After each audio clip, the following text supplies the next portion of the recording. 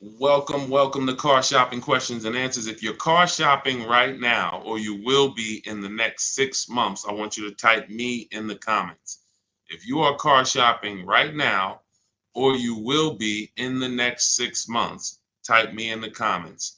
I'm here to talk to the people who are locked in, who care about their money for the next 30, 45 minutes about buying and leasing cars below market value. There's only three prices you can pay with any car.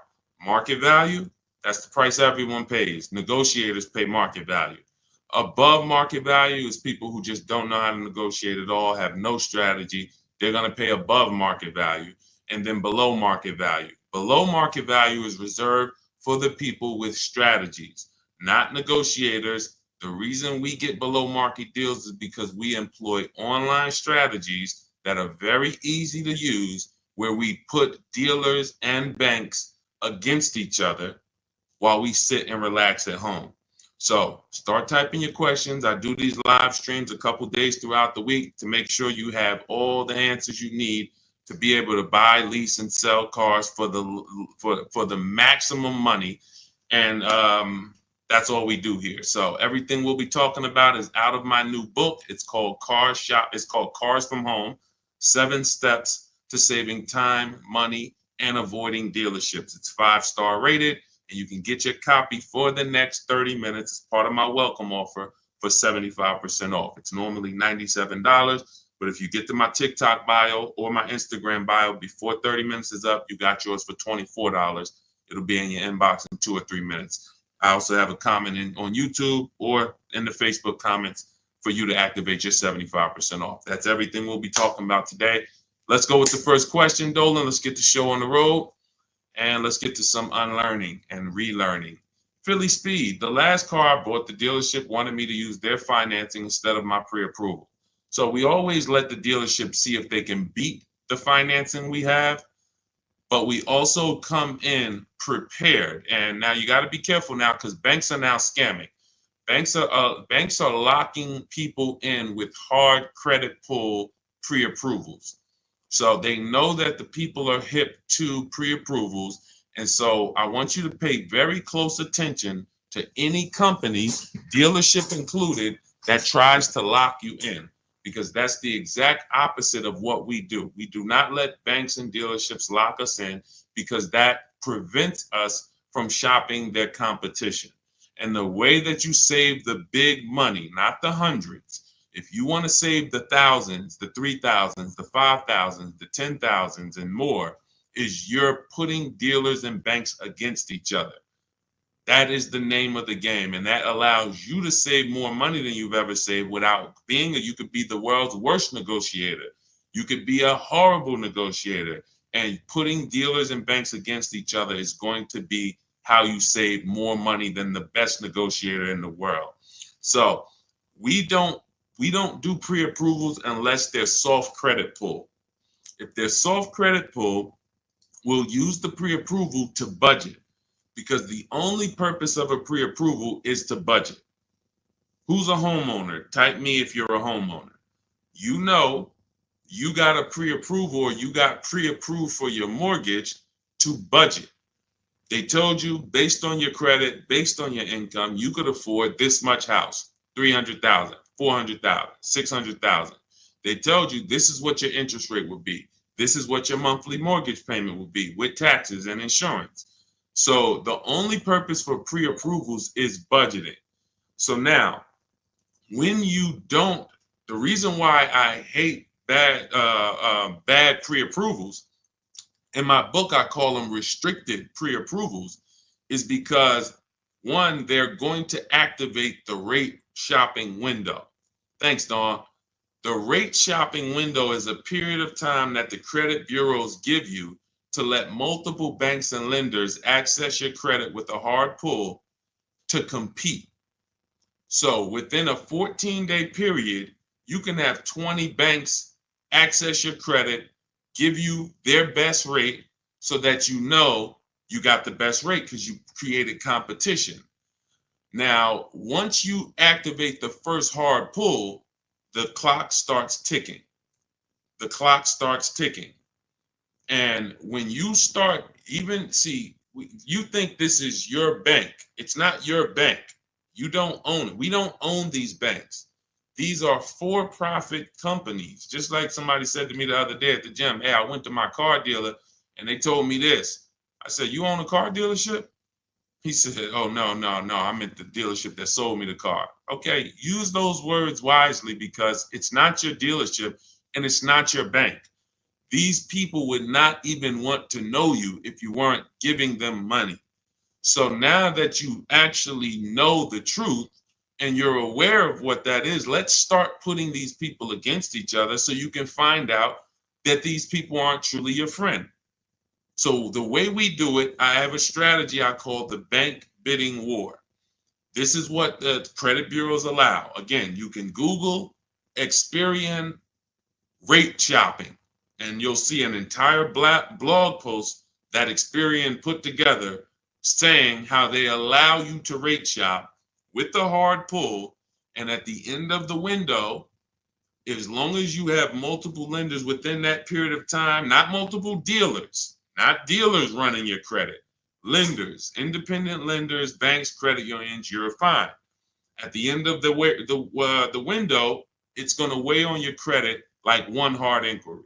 So if one hard inquiry would have lowered your credit score 10 points, 20 hard inquiries are going to lower your credit score the same 10 points because they see you're shopping for your rate. You don't get penalized for being diligent. You get rewarded because they know if you're shopping for your rate, you care about the $2,000 and $3,000 and $5,000 in your loan that you could save by getting the best interest rate. So we do this after we find our car, Philly Speed, because once we find our car, first of all, let me say this one thing. We separate who we buy our car from who we get our loan from. These two different people, because whoever wins the bid gets our loan. Whoever wins the bid gets to sell us a car. It's not the same person. It's not the same companies. What's up, Sheila? Good to see you, Sheila. So this is so once we find the dealer who's going to sell us the car, they win the bid, used car, new car. We now lock that car up with a deposit. Now we come home, we do all our rate shopping online, banks, credit unions, online lenders. I have resources in my book where you have online credit unions. Let all these people compete. Then we call the dealer and we see if they can beat it. This is how we guarantee that we're not paying 7.2% interest when we could have been paying 5.9% interest. We're not paying 6.9 when we could have been paying 5.19. That's big money. And I know you haven't been taught that. You've been taught, oh, let me just focus on this, my monthly payment. That's one of the worst things you could do is being a payment shopper. Being a payment shopper, hey, give me the $400 a month for this car. We got a deal. That is one of the, and in fact, that's the first video I made on TikTok that really introduced me to the world. Is the worst thing you could do in a car dealership. Just say, get me to this payment, we got a deal. Payments they can manipulate. $400 a month on a loan is 5 years, $20,000 on a regular loan. There could be $30,000 on a lease, $35,000 depending on the car. On a lease, could be $18,000, $15,000 with bad credit. $400 a month. There's so many ways to get this $400 a month. So you don't want to be mixing these things. You want to separate your loan shopping from your car shopping. And it's easy when you're paying cash. Cash buyers don't make these mistakes. Cash buyers still overpay. They don't get, unless they're bidding, but they don't make the mistake of mixing their payments and thinking, wow, just because I got a good monthly payment means I got a good price on the car. Absolutely not. You could have a great monthly payment, but you paid a terrible price for the car. Two totally different things. That's why we separate them. Go ahead, Dolan. I see a lot of questions coming in. Let's go. We'll keep more coming. Let's go. You ever had bad? Okay, let's go to the next question. I don't even know what that means. I don't even know what that means. Go ahead, Dolan. Next question. Maybe there was a typo.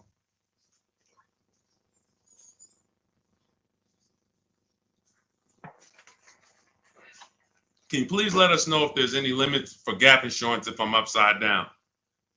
It depends on on the coverage.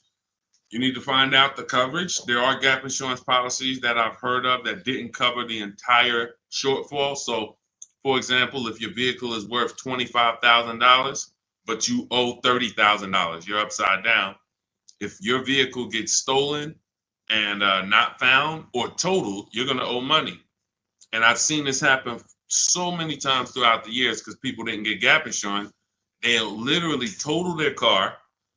And then so now you got a horrible life event that happened. You got into a car accident, and then you get a bill.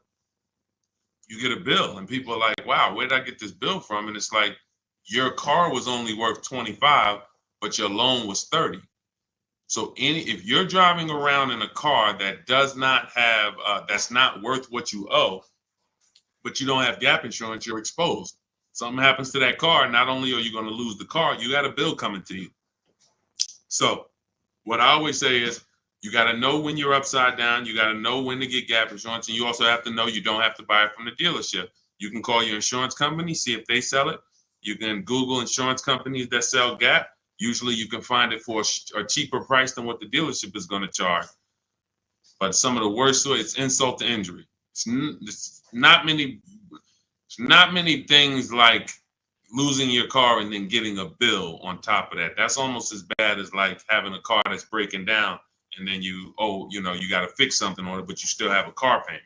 So the car doesn't drive, transmission's out, but you still got to make a payment every month. It's like, those are two of the toughest things. So know when you need gap insurance. Don't skip that. That's not a smart decision at all. But then check the coverage too, because he's asking about coverage. Check how much coverage. Do you have $15,000 of coverage? When you get your gap insurance policy, ask how much is covered if, God forbid, the vehicle is totaled. Go ahead, Dolan. All right. Hey, what's up, MT? I'm in the market to lease my first Mercedes. I'm looking for an S580E. Make sure you get multiple offers. So let me give you an example of somebody who shops for a luxury car, gets multiple offers, and this was an electric BMW. Where's Teddy's deal? Teddy got a $73,000 BMW i4 M50. He got it for, he said he got 10 offers. Now, we use a process in my book, it's called the 25 to 5. When you're getting a new car or a lease, you're reaching out to new car dealerships. And the reason why the strategy is called the 25 to 5, because we're going to get 25, we're going to connect with 25 dealers online. Takes us 20 minutes. Using my email scripts, we're going to get 5 offers. So it's 25 connections, 5 offers, 25 to 5. Now, some people you'll see they've gotten more offers using the strategy. In Teddy's case, he said, I received 10 offers. I only used the scripts provided. Closed on a 2024 BMW, $73,000 MSRP, $856 a month. Now, here's what I always say, and Teddy is going to confirm this. When you properly shop multiple offers, you are going to see a wide range. If you shop the right way, your best offer should be $150 to $200 apart, at least that different. So your highest offer should be at least close to $200 apart from your best offer. And sometimes it's even more than that. So in Teddy's case, you can see the dealer's initial offer came at $937 using the counter offer calculator, which I have in my book. You get access to this calculator where we put all our offers in, and then it spits out the counter offers based on the best offer we received. He said I counted at $829. He came back at $856. That's where he closed the deal at. So $856, $73,000 vehicle. That's a 1.1% lease.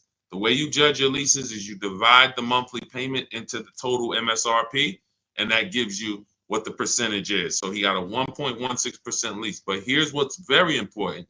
My highest offer during this process from a different dealer was $1,123. $1,123, even after his counters. So when I tell you that 80% of dealers are overpriced, had he been inside that dealership that was $1,123 trying to negotiate, it would not have mattered how great of a negotiator he was. The $1,123 dealer is not coming down to $856 because the $1,123 dealer is an 80% dealer. They're not going to sell the car if they can't make a certain amount of money. And that's what the 80% do. They'll discount and say that's the best we can do. They're not lying to you, but it's not the best their competition is willing to do. So if you're in a dealership that's an 80% dealer, this is why I said at the beginning of the stream, negotiators lose all the time. Great negotiators who don't use a bidding system lose all the time. I don't care if you're in sales. You say, Deshaun, I've been in sales. I negotiate for a living. You lose all the time because there's no way for you to know the bottom of a vehicle. You don't know, is the bottom 7,000 off? Is it 3,000 off? Is it 15,000 off? What's the bottom? And the only way for you to know the bottom is to get multiple offers from multiple dealers and see the one who gives you the best offer. That's what confirms what the bottom is. So this is what you do. If you're talking about leasing an S580, this is what you do. You get multiple offers. On an S580 $100,000 car, you should see a $400 swing from your best offer to your worst offer. You might see $1,100 a month and you might see $1,500 a month from one dealer. That is from a different dealer. That's how different it is. Now, if you want to call around and try to get the quotes yourself by the phone, you can do that. We don't do that. We use email because I believe that most people don't like talking to car dealerships. Believe it or not, there are some people who do, and God bless them. Go ahead, do your thing if that's you. Start calling around. But if you're like, you just want to be able to copy and paste and use emails, that is all in my digital book, Cars from Home, 7 Steps to Saving Time, Money, and Avoiding Dealerships. It's already 5-star rated. Thank you to everybody who's taken the time to write a review about the book. This is one that we got the other day. Marguerite, I started pulling these up. This book is a must if you're thinking of getting a new or used car. So much has changed in the process since I bought my car 40 years ago. Think of it as a workbook. Even though you finish the book, you'll refer back to it several times. This is another one that I snatched. Deshaun AutoAdvisor book, Leave Nothing to Chance from A to Z. He covers every aspect of car research, acquisition. I use the step-by-step approach from securing financing first to better understanding what I could realistically afford. Researched several vehicles, which led to the certified pre-owned. I reviewed my car specs, model years. See, what he's doing is he's walking you through the process I walked him through. That's what it is. It's a process. So when you get Cars from Home, my digital book, you now have a process for getting below market leases, process for getting below market car deals, a process for selling your lease instead of returning it to dealers and they go and sell your lease and make $2,000, $3,000, $4,000 and you didn't even know you could sell leases. You sitting here like, man, I didn't even know you could sell a lease. How much has that cost you? Let me ask you a question. You're like, Deshaun, I didn't even know you could sell a lease. How much has just that alone cost you? If you don't know you could do it, you certainly don't know how to do it. There's still you listen, honestly, you might have been taught you can't even sell your car without the title. Who was taught that? I got to have my title before I could sell it. And I know this is true because when I was at the Mercedes dealer, people would walk in and the guy would be like, Deshaun, is that the new one? I said, yeah, that's the new, the 20, whatever. I said, all right, as soon as I make my last payment, coming back to see you for that. I know. Most of the people are not going to admit it, but they didn't know. They don't know this stuff.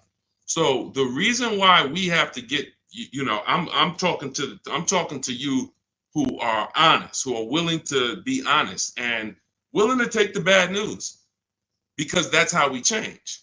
You cannot, if you won't admit that you didn't even know how to sell a lease, then how are you going to get to the point where you can sell leases and make $2,000, $3,000, $4,000? See, I always meet people with bad news because I care about your car deal. I'm not the person who meets you and says, hey, Milton, you're doing a great job. Brandon, Rindy, you guys are just doing a great job buying these cars. Look at your deals. Wow, you're getting 1% leases. Wow, look at all these offers. You're getting $5,000, $10,000, $15,000 off on all of these offers. Great job. Oh, man, look at your pre-owned car. You got a huge discount. Originally, this car was $50,000 and you got it with good mileage for $26,000. Wow, you got a great discount on this pre-owned car. That's not how I'm meeting you. That's not how I'm meeting you. I'm meeting you. You don't even know that you should be getting the new price of a used car. You're looking at a used car. Duh, I'm looking at a 3-year-old car. Deshaun, how do I know if this is a good deal? Well, we need the brand new price. What was that car brand new? Was it 50? Hey, when I was looking at my Infinity truck, I was buying an Infinity truck 2 years ago. I was looking at 4 white ones. 4 white ones. They were between $30,000 and $32,000. Now, most people would have just said, oh, well, let me pick the best one. Close my eyes, did a roulette, and they would have got in trouble. Why? Because I know, which is what I teach you in my book and what I teach in these streams, you have to get the new price. So now I get the new price and I find out one of the vehicles brand new was 46, one was 48, one was 52, and one was 54. Brand new. So all of those cars, when they were 30 to 32, they look similar. Oh, they look so close in price. But once I understand that, oh, this one was 46. That one has $8,000 more equipment in it. The price became far. It became clear what value was the best. Somebody would have picked the $46,000 car and said, oh, well, that one they were asking the lowest price. Meanwhile, for $1,500 more, you could have got $8,000 more equipment. This is value. So these are the things when I meet you, this is how I come. Deshaun, I know I made a lot of mistakes. I'm willing to hear the bad news so I can get to the good news, so I can stop making these mistakes. That's all we're here for. And if you could take that, then we're going to be fine. You're going to be just fine. I can help anyone get below market deals who's willing to unlearn. That's it. If you're willing to unlearn, you're good all day. Okay, so that's what you do, MT. Get bids, multiple bids. You need to get at least 5 bids for that Mercedes before you make a decision. Once you get the 5 bids, you'll have a clear winner. That's who you do business with. Go ahead, Dolan. And matter of fact, let me show this Mercedes discount too. Just so you know, MT, we just had somebody who got a Mercedes.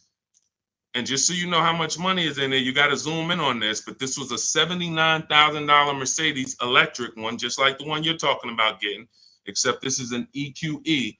And Milligan got $27,000 off. That's 20. Let me put that back on the screen. If you're on Instagram, if you're on YouTube, you can see this. $27,000 off. So I don't want you going in there thinking that, hey, if I could get $5,000 off, that sounds like a deal to me. Well, unless you get multiple offers, or you could leave a lot of money on the table, you'll end up overpaying by like $15,000, $20,000 and never know it. Go ahead, Dolan, shoot that next one up. All right, welcome to the new people who just jumped on. This is Car Shopping Questions and Answers. We're doing rapid fire Q&A. Any car question, throw it up, type it up. Dolan will pull it into the screen. And shout out to the people who have liked the broadcast. Hit that like button. It means a lot. You make sure you run once you do that, you let the algorithm know we're talking big money over here. All right, ID Corals, what's the most discount seeing on a RAV4 Premium? You're feeling for the bottom. That's a losing strategy. So when I look at a vehicle like Tiffany's vehicle, Tiffany, look, she gets a Mazda 2024 CX-90. Her best offer from all of her bids was $6,530 off. At the time last year, Eddie got a Toyota 2023 hybrid Camry. Those were hot. His best offer at the time was $2,086 under MSRP. That was a time when people were still charging over MSRP for some of these hybrids and some of these Camrys. So you don't know what your offer is going to be. I wish I could tell you that, hey, a Jeep Grand Cherokee, if you get $7,000 off, that's the bottom. A BMW X5, if you get $6,000 off, that's the bottom. No one knows.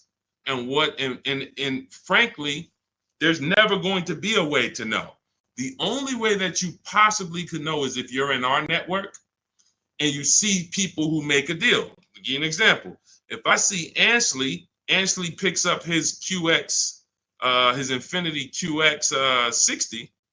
I see Ansley, let's see, he picks up his Infiniti QX 60, $58,000 vehicle. He gets it for $554, no money down. He leased it. $554, no money down on his lease. That's a under 1% lease, if you're not aware of how leases are judged. Savvy people all know about the 1% rule. So if your lease payment is 1% or less than the MSRP, you stole a vehicle. So this is a 1% lease, no money down. That's the only way we can judge a 1% lease, not with money down. So when I look at the discount on this, he probably got $7,000-8,000 off that Infiniti. He might have got you can't get that type of payment without getting huge amounts off and huge rebates. But he did not know that he was going to get that type of payment on his Infiniti. He did not know that he was going to get that type of payment. He went in, he shopped the market using our strategies. And just so you know, once you know how to do this, it only takes you 90 minutes to shop the market. When you see these people, look at Ansley's last sentence. Started the process Saturday, accepted a deal Monday. This doesn't take you, I'm not ever going to spend more than 2 hours car shopping to get a deal. Never. 90 minutes tops, I'm going to get a below market deal on anything. So when you look at the process of using a computer, this is what they're made for. See, the problem is you're just not using computers. You're not using the internet. You use the internet for Amazon, don't you? Don't you use the internet to shop competitively from Amazon, to go on websites when you need to buy something big? You're going to the internet. But when you need to buy something like a car, you're going to the dealership, not the internet. When every dealership in America has a website that you could be reaching out to them and making them compete. But no one knows what the below market deal is going to be, Cora. It's just ID corals. There's no way to know. We have people who, you saw Milligan, her below market deal was $27,000. It depends on the vehicle. That was an electric Mercedes. Sean's below market deal on a F-150 Lightning that he got was $20,000 off. Where's his deal? Look, Kimberly, she got a Maserati. That particular Maserati, the below market deal was $20,000 off. But as I said, Sean, $20,000 off. But Tiffany was $6,500 off. So when you see on the Mazda, so it's different for every vehicle. You have to understand that. And there's no way for you guys to know that. Unless you're in our group and then you see somebody get a car that you want and you're like, wow, if he just got 20 and he did that work, then I know the below market deal is 20. Let me go get it. But you still got to send your offers out. But there's no way to know. And when you try to guess, you get in trouble. That's what negotiators do. That's what negotiators do. They'd be like, all right, I feel like I got 7,000 off this. I think I did good. What if you could have got 12? What if you could have got 17? You're not doing good. All right, go ahead, Dolan. Absolutely applies to used cars. Our system in my book, somebody said, does this apply to used cars? Our system in my book is below market used cars, below market leases, and below market new car purchases. We also have the bank bidding war where we make banks and credit unions bid for our business instead of going and begging one bank to give us a loan. So we also sell leases and sell. So we run pretty much an organized bidding system for car buying and leasing. That's what we do. In a nutshell, what separates Cars from Home from any other channel? What separates my teachings from anyone else? We have an organized system for making people bid for our business. We send them through a round robin. That's how we have grandmothers who save more money than the best negotiator. It's just that simple. Rosalie. Rosalie's deal is insane. Look at Rosalie. And I wish some of you, I know some of you have these cars. That's the reason I show all of these different cars, because you might have these cars and you didn't get these prices. So that should be a wake-up call when I show all these cars, Jeep Grand Cherokees, QX50s, Mazda CX90s. Some of you have these vehicles. And you can look at your deal, look at your paperwork, look at your selling price. Look, do you see any rebates included? Look at your price and be like, you'll see, man, I didn't get these prices. She got a 2024 Infiniti QX60, $59,000 vehicle. Look, her payment is $592 a month. It's a $59,000 vehicle. Some of you lease this vehicle, you put down $5,000 and your payment's $500 a month. She put down nothing. So this is below market. I told you at the beginning of the stream, it's 3 prices that you can pay for any car. 3 prices. Market value, that's what negotiators pay. Above market value, that's for people with no strategy pay. Can't negotiate, no strategy. Just please, just get it over with. Tell me what it costs. They're paying above market value. And then below market value. Below market value is reserved for the people who know how to make people bid and compete for their business. Okay. All right, go ahead. Every time you get a hard pull on your credit, it brings down your credit score. That's why you want to mix them with, you want to have, all right. So first of all, you want to understand that this is called the bank bidding war. And this is an organized process that we created based on what the credit bureaus allow. The credit bureaus allow you to have multiple banks and lenders access your credit within a certain period of time, and it will show as one hard inquiry on your score. You'll see the inquiries, but the score, where one inquiry might drop your score 10 points, you could have 20 inquiries, but it's still going to be the same 10 points. And you can Google very simply, go to Google, type in Experian, which is a credit bureau, rate shopping. And you'll see the article that Experian themselves wrote telling you how you can rate shop. Banks don't want you to know this. Dealerships don't want you to know this, but we do this. So this isn't something that's new to us. It may be brand new to you, but think about that. If you are letting a lender lock you in to one offer, that means you're not shopping your interest rate. If you're going to Navy Federal because you're so gung-ho and super chummy with Navy Federal, but you're not letting anyone else compete against them, then you're not getting the best interest rate you could be getting. You certainly don't know it. You think because, oh, Navy Federal, they're my credit union, they would never charge me a higher interest rate than someone else would. Who said that? Their goal is to make money. So we use a strategy that is allowed by the banks, by the credit union, by the credit bureaus, and most people don't know about it. That's fine. Most people don't know anything about what I'm talking about. So everything that we're talking about here, most people don't know about selling leases. Most people don't know about getting bids for their cars instead of trading. Most people don't know about sitting online and contacting 20 dealers to get a lease quote using online scripts, emailing only to get 5 offers. Most people don't know about anything we're talking about. Leasing and how leasing saves you way more money than buying unless you keep your cars 8 years. If you keep your cars 8 years, then leasing doesn't save you more than buying. But if you don't keep your cars 8 years, leasing, getting below market lease deals like some of the ones you see that I've shown you, saves you way more, thousands more than buying. Most people don't know any of this. So it's not about that. It's about, will you know it, Dawn? I don't care about what most people know. I care about the people who are like, look, I want to know this. I want to know how to make sure I shop for my interest rate and don't let the dealer shop for it for me, or don't just let one bank give me their offer. No, it's too much money.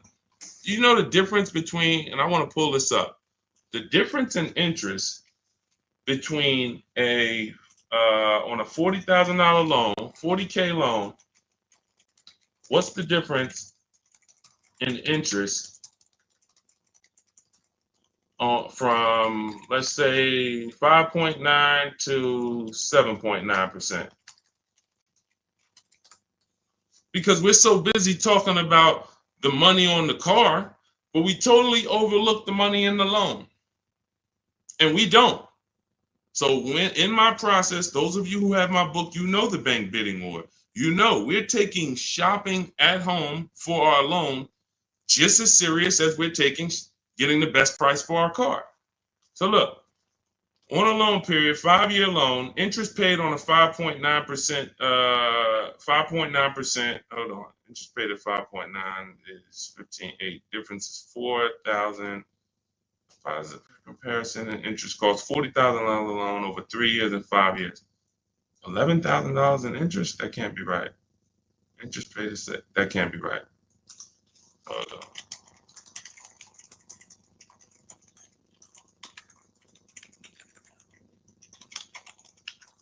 $7.9%. How much interest is paid on a 5-year loan? 7.9%. Could be over $15,000. That's impossible. 7.9 is that's impossible. Hold on. Now I gotta figure this out. I know it's a big difference. I know it's thousands different, but on a $40,000 loan, hold on. Wow.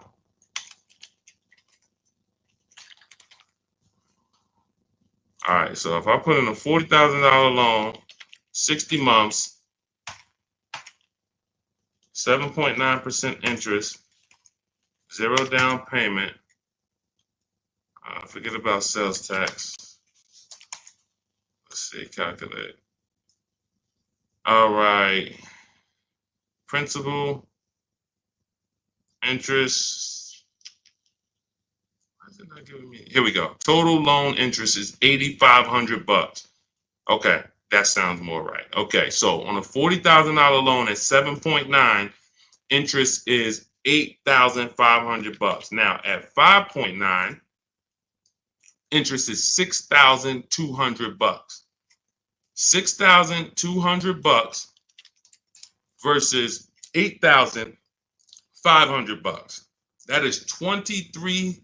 $2,300 from 7.9 to 5.9.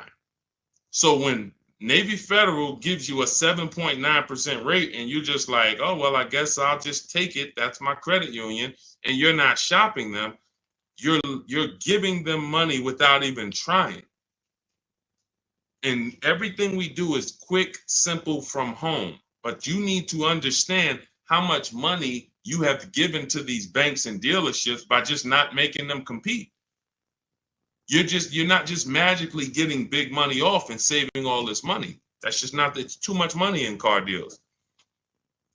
Go ahead, Dolan.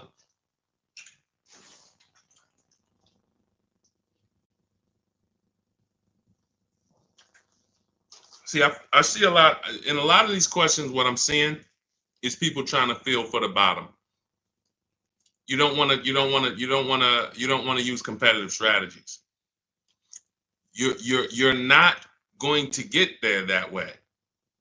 Michelle, what's a good APR on a 2014 car? First of all, a 10-year-old car, you shouldn't have a loan. In my book, I teach something called the rule of 72 and the 10th birthday. 72 months is the longest loan you want to take on a car. Anything longer than that is like a 50-year mortgage. If you got to take a 50-year mortgage to afford a house, you can't afford the house. So why is the 10th birthday there? Well, that's because we should have the car paid off by the 10th birthday. In true affordability, you can do this. If you can truly afford a car, you can do this. You can get a car on a 6-year loan that has a payment that you can pay off by the time the car turns 10. You know who can do this? People who are buying cars they can't afford. People who want to get the Dodge Hellcat or the Dodge Demon and they can't afford the $70,000. So they're going to get one that's a 2017 with 90,000 miles on it, and they're going to pay $15,000 for it, $15,000. But the car is crap. Car's crap, $18,000, $20,000, but it's crap. Cars hasn't been taken care of, and they're going to take out a 6-year loan on it. So they're going to take out a 6-year loan on a car that is already old with high mileage. I've seen this. I call this the repo recipe. Some of you may have seen the video that I made on the repo recipe. The repo recipe created the rule of 72 and the 10th birthday, where I started looking and saying, by far, the amount of people I see losing cars to repossessions are people with loans on older cars. They own loans on older cars that instead of getting a nice, smaller, maybe less socially impressive used car, they want to get something that looks better, has more amenities to them, as more in a class of luxury. all right, Sean, I could get this 2015 BMW. It's it has 90,000 miles on it. They only asking 14 grand. It's a horrible decision unless you can pay cash, because all you're doing is investing in a car for 5-6 years with payments that is already due for repairs. At 10 years old, the car you're asking about, Michelle, is already due for repairs. This is the age of the car. This is the age of the life cycle of the car where repairs should be normal. 10 years old, the car should be paid off. And every 2 years, you go to your mechanic. Hey, what does it need? They say, okay, hey, you got to put 1,000 into it. You got to put 800 into it. No problem. Here you go. Let me keep my car running. That's the age of repairs. But when you're starting a fresh loan on a car that is in the age of repairs, this is what I call the setup for the repo recipe, because you're going to now get this payment, $400 a month, $300 a month, $500 a month, whatever it is, and you now have a surprise. Hey, car's breaking down. Hey, what's this light flashing on my dashboard? Hey, what's this going on? What's this sound I'm hearing in the back? That's because you bought a car that is in the age of repair and you just bought it like it wasn't. See, if you drop cash on it, 15 grand, I don't got no problem with that. Because now you're going to say, all right, Deshaun, I bought an older car, paid it off, but I'm going to put some money to the side just in case things go wrong. Perfect. But when you're making your car payment and you're paying your insurance and you're putting gas in the car and you have to do an oil change, and then something breaks and it costs you $2,000, you're gonna see the repo recipe, because you're gonna be like, wow. And God forbid something major happens, like the transmission goes, or a head gasket goes, or the engine goes. Oh, forget it. Now you're sitting there with a $400 payment on a 10-year-old car that literally you still owe $16,000 on, and it doesn't even drive. You need an engine. Happens all the time. I've been seeing it happen since 2006 when I got in the car business. And what's the reason? Older cars, long loans. Let's get these older cars, instead of being frugal and saying, all right, I could afford $300 a month. Let me go get an inexpensive, smaller used car that I can get something that's 5 or 6 years old, where it'll take care of me. It's not going to have all the bells and whistles because I don't have the budget for that, but it is going to be dependable. It is going to get me from point A to point B. It will allow me, it won't surprise me. I'm not going to come out one day to go to work and the car is broken down on me. Now I'm calling out of work and I got to call a tow truck and all of this stuff you're going to have with this 2014. So these are the things that I speak to my family about, to my friends when I was in the car business. These are the things that I would speak to people about, Michelle. A loan on a 2014 is a horrible idea. I can't even tell you what a good APR would be, but if you had said what's a good APR on a 2020, I can tell you we need to bid that out. We don't know what a good APR is. Is it 5? Is it 4.9? Do they have a special interest rate, 1.9?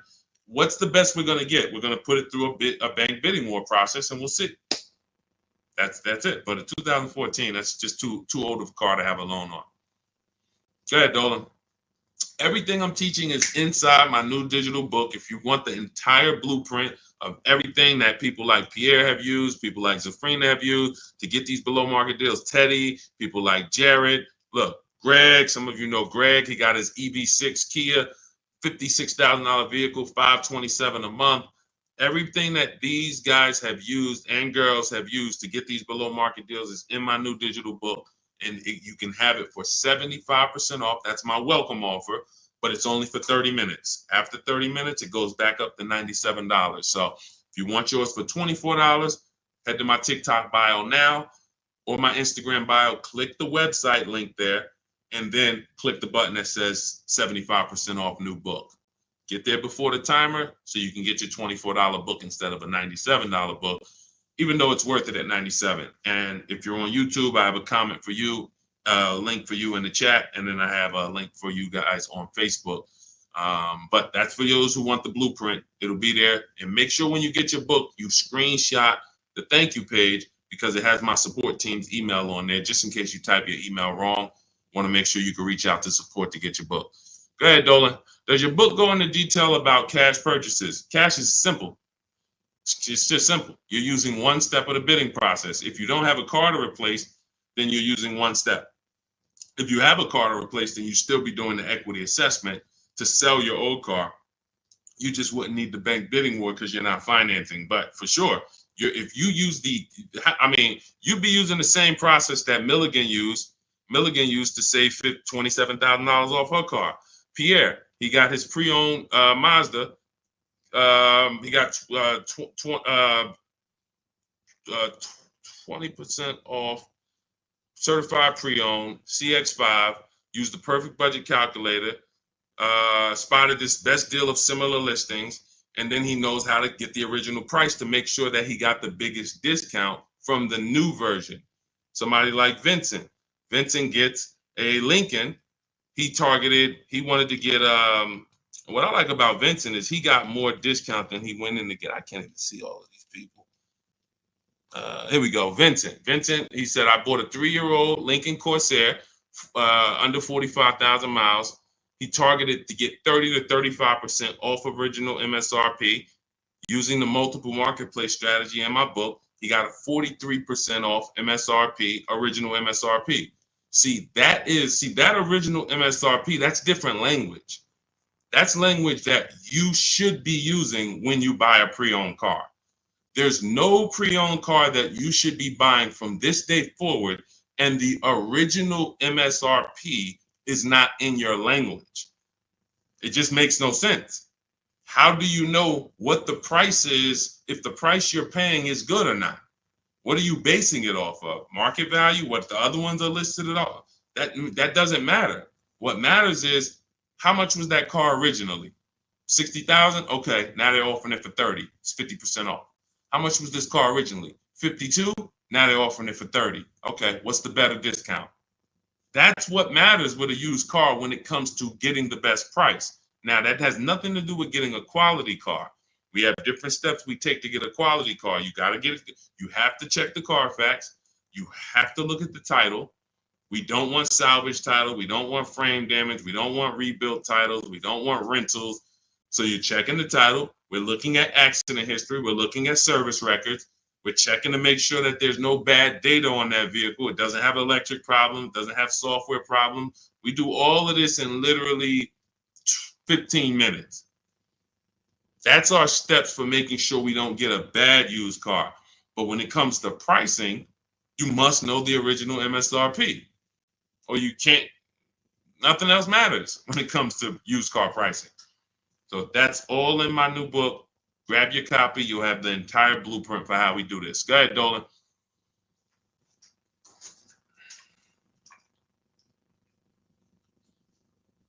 What do you do if your loan is upside down and you want to lease?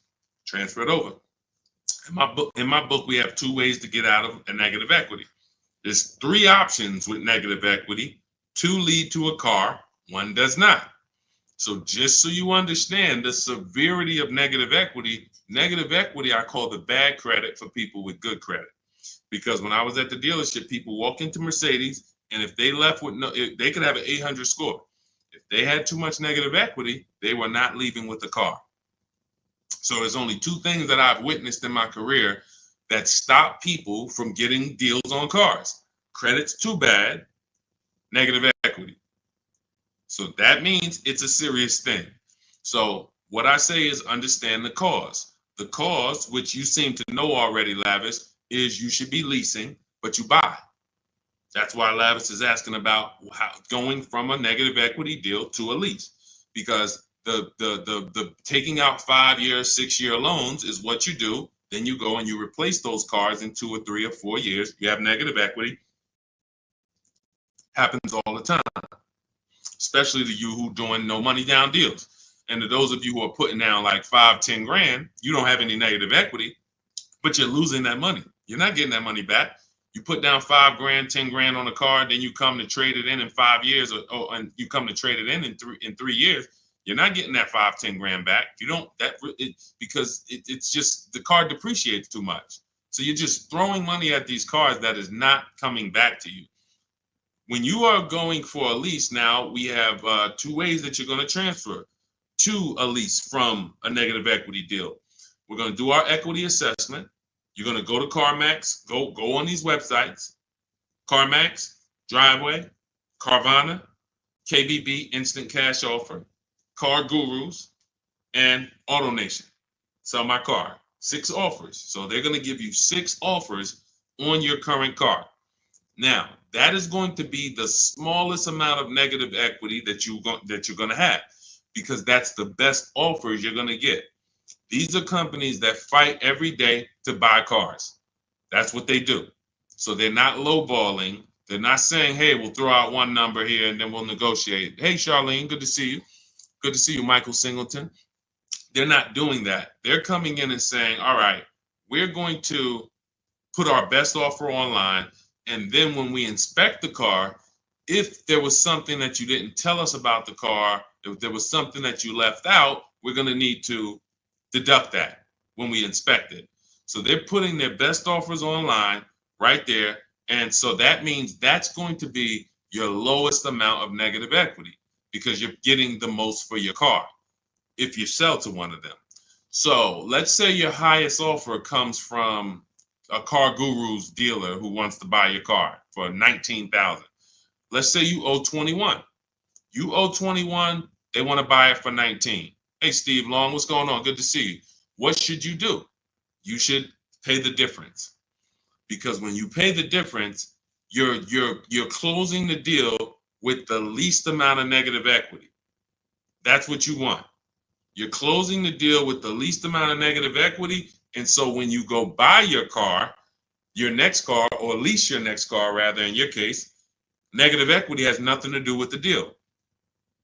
So that's what you would prefer to do. Pay the difference and then go out and get bids for your lease and then do a clean deal. But now let's say, they offer you 19 and you owe 29. So you are now $10,000 upside down. You can't pay the difference. I don't have 10 grand to pay the difference. Okay. Now what you have to do is you have to transfer that negative equity to your next deal, which means you have to trade your car in. And we don't trade. We don't like trading because you can't get bids. What's up, Dion? Good to see you. You can't get bids. The reason why when y'all hear me say trading is a curse word is because you don't get the money your car is worth trading it. You don't get the money anything is worth trading it. So now you've bought this car, you found this deal, but now you have to go to the dealer and say, all right, I need you to take a look at my car. Now, what happens if Carvana offered you 19, but this dealer can only pay 17? It's just all they can pay. They can't match that offer. So you're going to have more negative equity in most cases when you have to do this. So, but that's okay. If you can't pay the difference, this is your only option. Now, it's very important for those of you who are trying to do negative equity trades and then go into a lease that you understand loan to value ratios, because that's what's stopping you from getting your deals.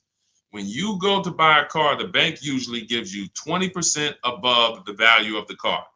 That's the max the bank is going to really give a person with good credit. Sometimes a little more, but we'll use that it could go to 25%. Ridiculous banks will go to 30%, but 20% is really benchmark. So if the car you're buying is 40, the bank is going to lend you max 48,000. That's 20%. So no dealer, no bank. What's up, Benito? Nobody can get $50,000 approved on that $40,000 car. So when you buy your car, you're trying to buy the car, put the taxes in, put the fees in, and then throw the negative equity in. So the car was 40. Next thing you know, you're at 52, and you want to do a no money down deal. And you're wondering why you can't do a no money down deal, because the bank is saying we're not going to lend 52 on a $40,000 car. That's when they come to you and they'll say, hey, you got to put money down. Can you come up with $5 grand? Because we can't get the bank to approve it. It's loan to value. Now, also, what you need to keep in mind is when you can get big discounts off the vehicles, you can actually bring over more negative equity. When you look at Sean saved 20 grand off his vehicle. If he had to throw 7 grand negative equity on there, he could do it. If you had to throw it, honestly, he got a $20,000 discount. If he had to throw 20 grand of negative equity on here, he could do it. Payment's going to be high, but he could do it. It wouldn't affect the loan to value ratios because he got a huge discount off the vehicle. We talked about Tiffany. She got $6,500 off of her vehicle, her Mazda CX-90. If she wanted to slap $7,000 of negative equity on top of this deal, she could do it because she got a big discount. And the bank says, well, we're basing the loan off 44, not the fact you bought it for 36, 38. You got a big discount, but that we don't care about that. We're looking at 44 and we'll lend up to 51 or whatever. So if she gets $7,000 off and she wants to throw $7,000 negative equity, the bank's going to say, that's fine, no problem. So it has a lot, it has a lot to do with how much negative equity you have, and also what is the vehicle you're getting and how much discount did you get off that vehicle. That's what matters. So make sure you understand what's causing negative equity, which is for you. So because, like I said, Lavish seems to understand she's going into a lease, but the cause for negative equity is buying cars when you should be leasing. Very simple. Yeah, Bella, that's a $7,500 rebate, and that's not the only thing you should be thinking about. Like, you want to look at what discount can you get in addition to the $7,500 rebate. That's how we have people that are saving, $15,000, $10,000, $20,000. They're getting the rebates for the electric vehicles, but they're also getting huge discounts from the dealers that are winning the bid. Go ahead, Dolan, shoot the next one out. Okay, all of this is in my new digital book. It's called Cars from Home, 7 Steps to Saving Time, Money, and Avoiding Dealerships. This is the blueprint. This is 14 years of car business experience with Mercedes, with General Motors, and running my own brokerage and teaching thousands of people online how to get these below market deals and using a system.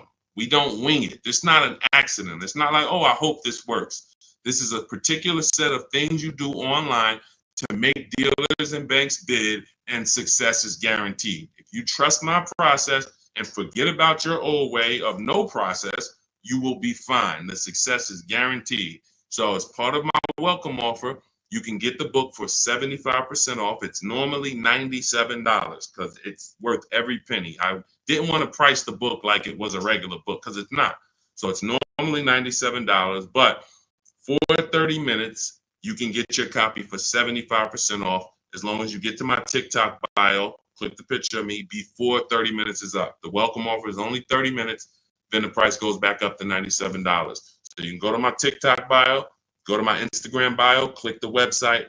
You can go to the comment section on YouTube or the comment section on Facebook.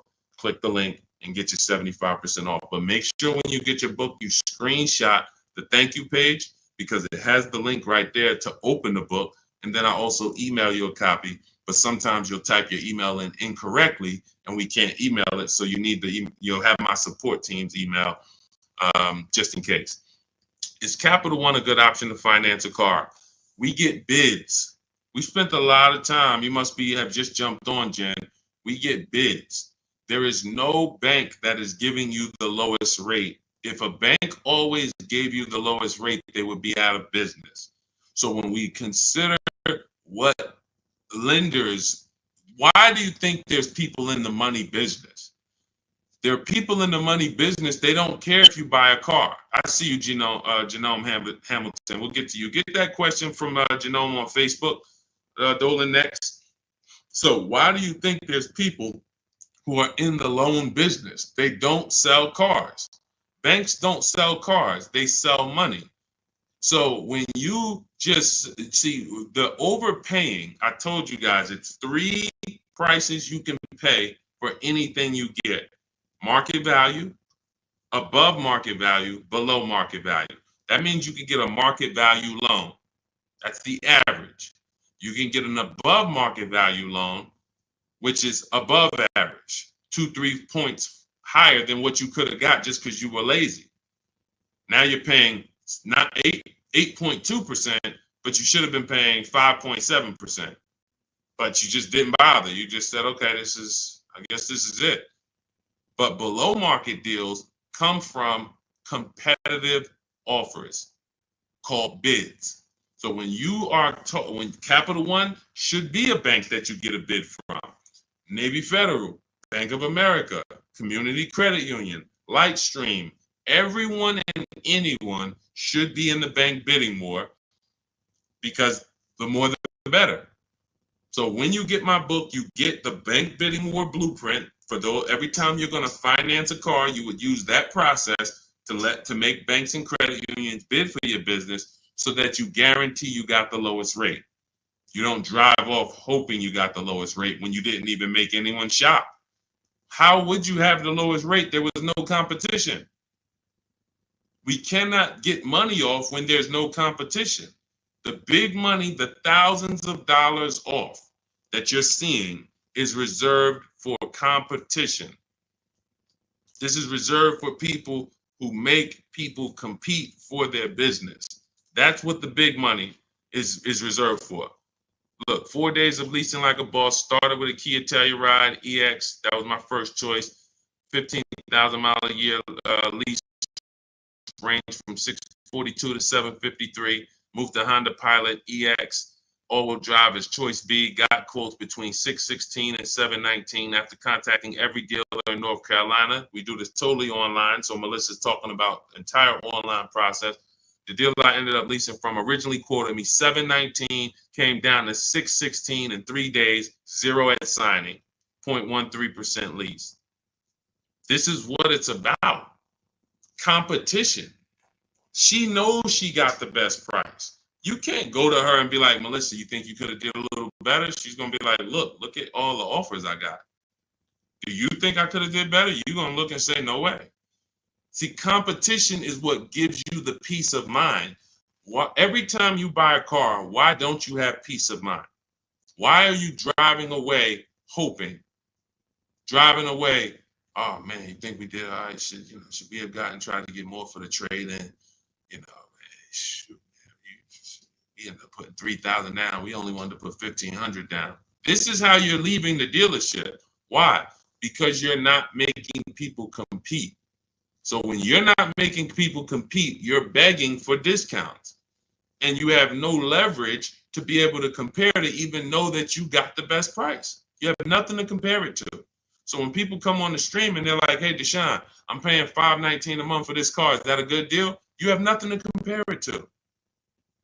Hey, I got a 2019 Mazda 3 for $17,000. Is that a good deal? You have nothing to compare it to.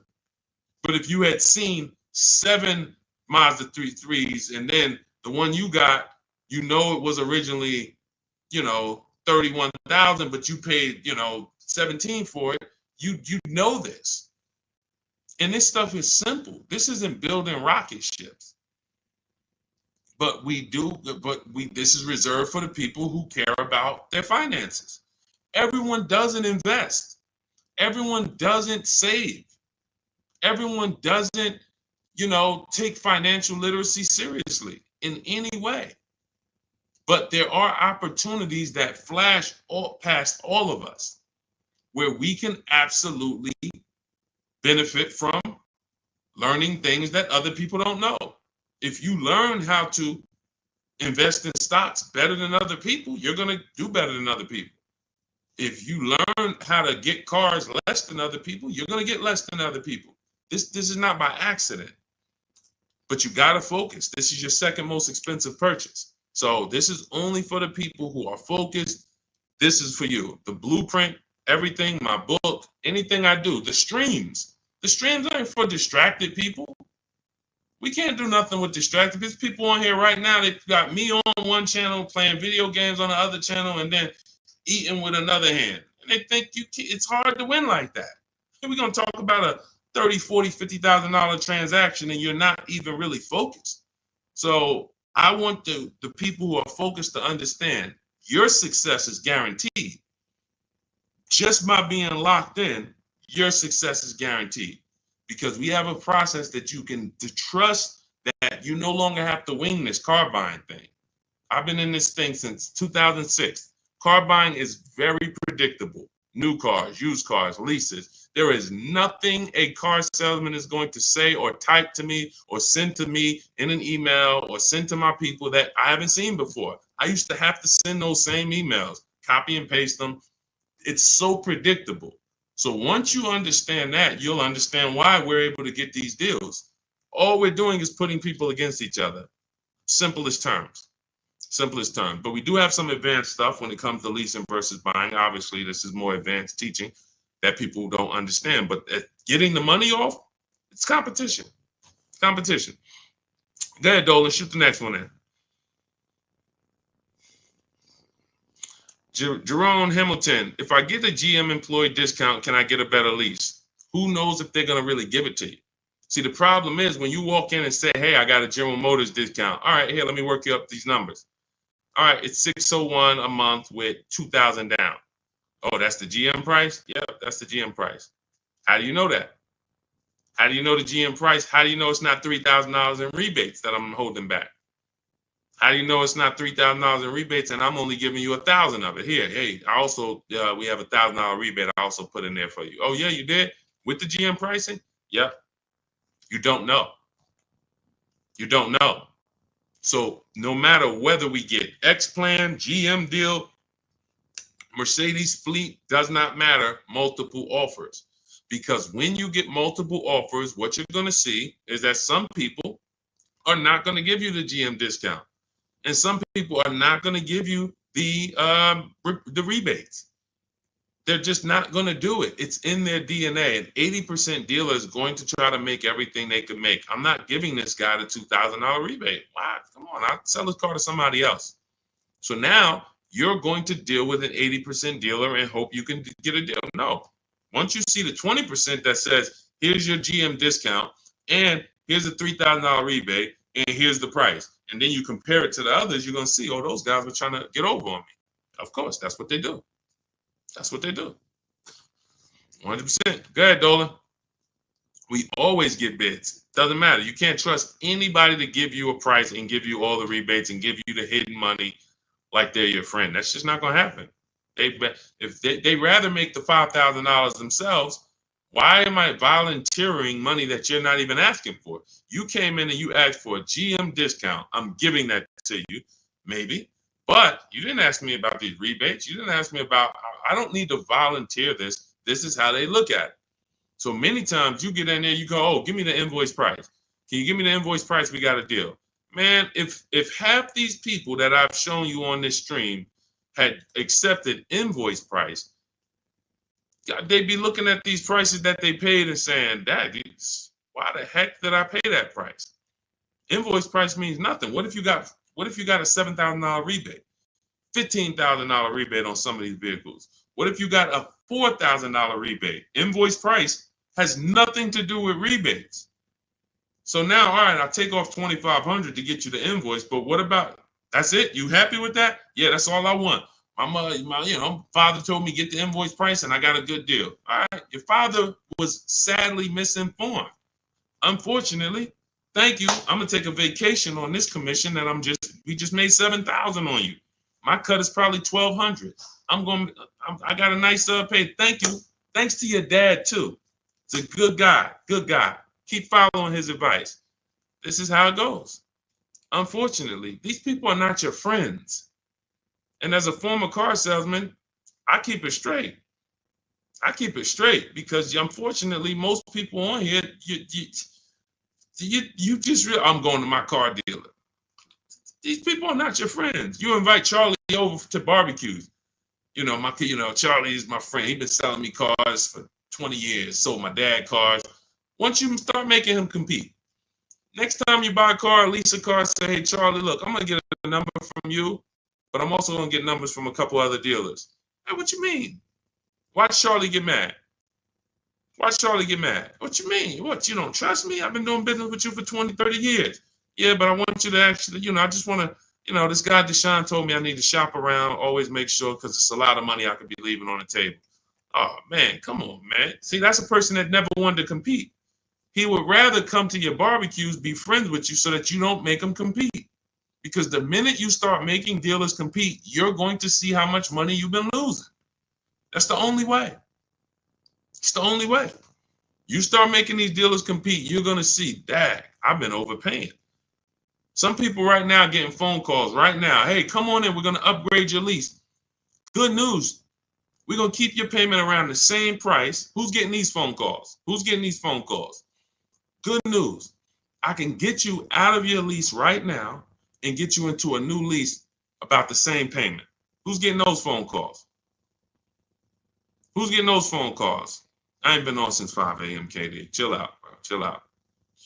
Who's getting those phone calls? Right? Hey, come on in. I could get good news. I could get you in the brand new 2025. You don't even have to you don't even have to put no money down. Come on in, right? All of that, right? Everybody's getting those calls. Why? Because 2022 and 2021, they overcharged you and your payment is so high, even though deals are a whole lot better. They were better back then, but they put you in a high deal back then. Now what they're trying to do is keep you in that high deal, hoping you're used to it. And they want you to think that's normal. They want you to think, hey, Mr. Hayes, yes, you've been paying $750 a month since 2022. Good news. The market is all bad. The market's bad, right? Oh, yeah, I'm hearing that. Thank you. Thank you. I'm glad you're aware. Now, see, you say stuff, you don't even realize you say stuff that helps them make more money. That's why we don't talk in my system. There's no talking. But when you say, a lot of my friends been saying, man, these prices have been high. I don't even know if they ever going to come down. Yes, thank you. You're right. You're so right. We say the same thing in here every day, Mr. Hayes. But the good news is this. I can actually get you in a new vehicle and keep your payment around the same price as your old 2022. Oh, yeah, you can do that? Yeah. Man, well, I really like to come down. Yeah, but listen, things have not, interest rates are high, right? Have you been following interest rates? Yeah, I have been seeing that they're high and they've been high for a minute. Yeah, so that's all affecting the prices we can offer now. But, normally your price will go up by about $120. Normally you go into the 2025, but, I see you bought a car in the past and I was able to pull some strings, work with my manager, and we can get you on a new one, keep your price around the same. Okay, all right. When can I see it? Come on down. When can it come down? That price should be dropping from $750 to like $520 because the market is entirely different. There's been great deals out here since the daggone pandemic. It's been great deals. During the pandemic, we helped Bonita. Bonita got her Telluride. She got it for $600 a month during the pandemic. That's why I always show her deals. $600 a month. People are leasing these for $800 a month, $900 a month during the pandemic. This was 2022 when people were leaving out of the dealerships with axes in their heads. Couldn't believe how high they were paying. She believed $600 a month, her dream vehicle. So these deals have been out here. Look, Greg made this deal. Look, we've been making deals, below market deals. Look at Danielle. $44,000 vehicle, $550 a month, no money down. Charles, Palisade, $48,000 vehicle, $597 a month. Hyundai Palisade, top 5 SUVs in the market the last 3 years. So the people who tell you there's no deals, they don't know how to get them. So yes, when you go into, when you don't have strategy, I told y'all, I've said it, I think 3 times, maybe 4 on this stream. There's only 3 prices you can pay. Market value, that's what all the negotiators are going to pay. They think they did well. All they did is pay the average price of a negotiator. Now you got above market value. That's for the people who can't negotiate. You don't like negotiating. You're not good at it. You just close your eyes and hope that it works out for you. You're paying above market value. And then below market value, which is what you see these people pay because they're not negotiators. They make people bid. And when you make people bid, You don't have to be a negotiator. If someone comes in to fix, you want to get your kitchen redone, and they tell you, okay, it's going to be $50,000. Yeah, hey, is that your best price? All right, yeah, all right, because I'm going to have 3 or 4 other people come in and get a number too. Okay, well, I might be able to get you from like 50 down to like 45. Okay, it's all right. I'm going to have another person come. Another person says, I could do it for 41. Another person says, I could do it for 60. Okay, another person, I could do it for 42. Now you're creating competition, and all of them you tell, hey, getting multiple bids, and they're going to give you their best offer. Doesn't mean they're going to win, but when they know you are getting other prices, they're going to give you their best offer. And that's what I tell you. When people say that's our best offer, Mr. Nunn, that's my best offer, Mr. Henderson, they're not lying to you. That's their best offer. They're not going any lower because they want to make a lot of money. Look, man, I'm making $6,000 on this car. If I can't make it, I'll sell it to someone else. I'll sell it to someone else. I don't need to sell. That's how the 80% of dealers think. You expect the incentive to get a lot better the next few months, especially Ram. What are the incentives now? Unless you can tell me that you shop multiple dealers for Rams and you can show me 5 different offers you've gotten on a Ram, you don't know what the incentives are now. How can we wonder if stuff's going to be better? What are you comparing it to? You went into one dealer, Dodge dealer, hey, how much is this Ram? They told you and you're like, oh, well, that's expensive. 80% dealer. 80% dealer. And again, the only way for you to see how much you've been overpaying is to start using these strategies that we teach for multiple offers. And I know, sometimes it's hard to face that. Sometimes you would rather not see how much you've been losing. And that's understandable. It doesn't make financial sense, but it's an emotional decision that's understandable. I don't want to know, Deshaun. I would rather keep shopping the way I've been shopping and save no money or the same money rather than shop the new way and then see that the old way was costing me tens of thousands of dollars. That doesn't make financial sense. But the people when you ask, are the incentives good? You got to know what the incentives are now. That means we run the market. When I was shopping for my mother a couple years ago, I ran all the offers on a Mazda CX-5 for her in October. I didn't like the deals. I didn't like the lease offers. I contacted them again in November, emailed them all again. Hey, what do we look like in November? Didn't like the deals. Emailed them one more time in December. Or one of the dealers actually reached back out to me and said, hey, I got this car coming in. We did the deal in December. That is keeping track of incentives.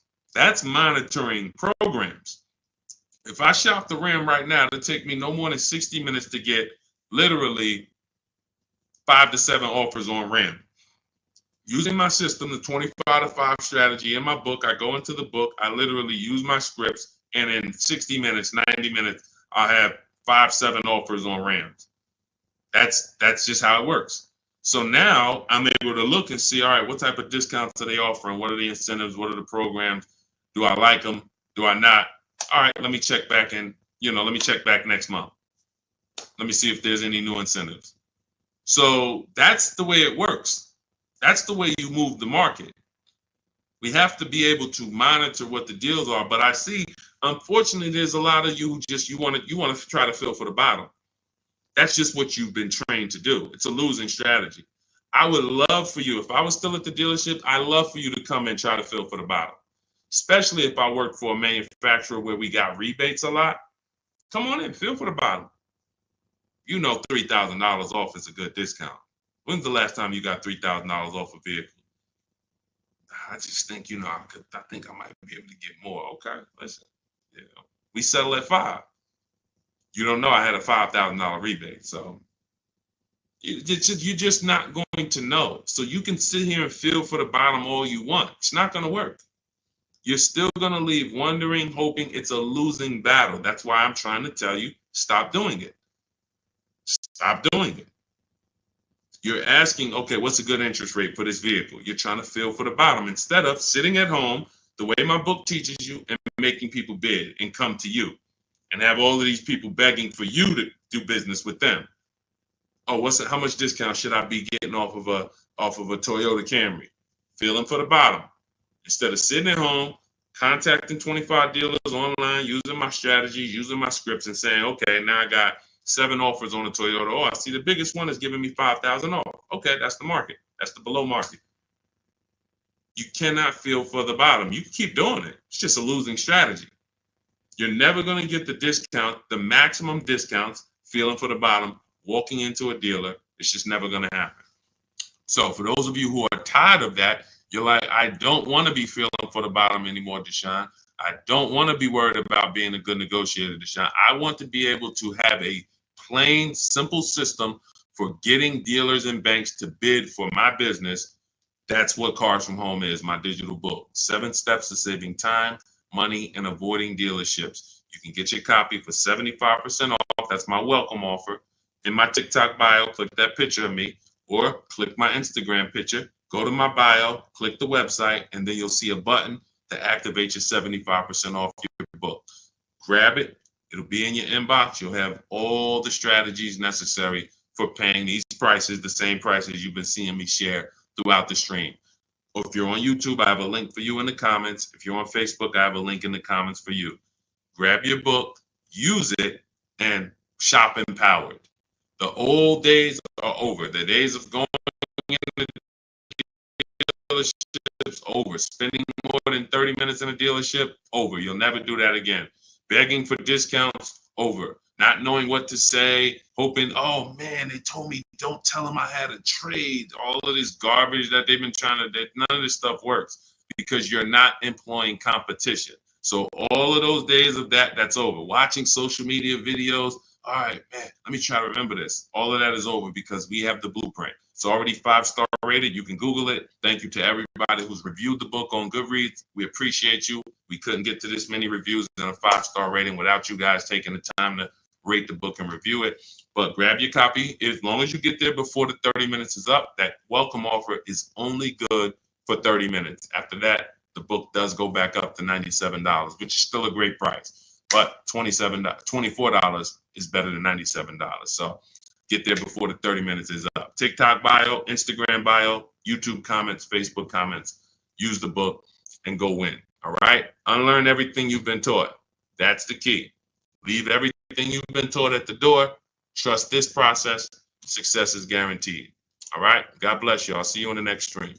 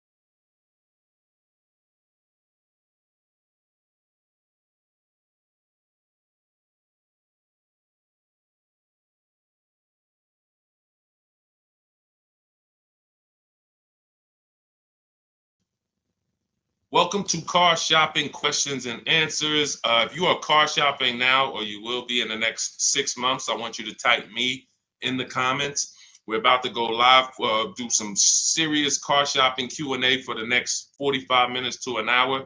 So you can start typing your questions, as many questions as I can get to in an hour. We'll get through them. And what you often will see, that someone else is going to ask the same question you have. So a lot of times you'll actually, even if you can't get your question into the stream, because usually by the time we get 20, 30 minutes in, we got lots of questions and we don't always get to them all. But usually someone else will literally ask the same question that you have. So, so we can start talking. I'm just sharing this to Facebook now. This entire stream is sponsored by my new digital book. It's called Cars from Home. 7 Steps to Saving Time, Money, and Avoiding Dealerships. You can get a copy for 75% off for the next 30 minutes in my TikTok bio, my YouTube, in my TikTok bio, my Instagram bio, the YouTube comments, or the Facebook comments. And the book's normally $97. Everything we'll be going over today will be out of that book. Every answer that I give you is out of that book. So if you want the entire blueprint and you don't want to remember the things that we're about to go over, you grab the book, and obviously everything we're about to go over, we wouldn't be able to cover everything that's in the book. There's like 100 questions that'll be answered in that book. So let me just share this to Facebook, and we'll get started with the first question that we got from TikTok. So type your questions in as fast as possible, and type your questions in one shot. Don't do like a part one, part two, and because then Dolan can't bring them into the stream. Okay, Dolan, let's get going. Let's throw up the first question, please. Nora, I'm upside down on my vehicle. How do I get out or pay off early? There's two ways to deal with negative equity. One of them is easier. It depends on the resources you have. So you have the option to pay the difference, which means you are actually going to say my highest offer for my car is $18,000, but I owe $20,000. That means I have $2,000 of negative equity. I'm going to pay that off. That way I can go and do a clean transaction for my next car. I don't have baggage going into my next car.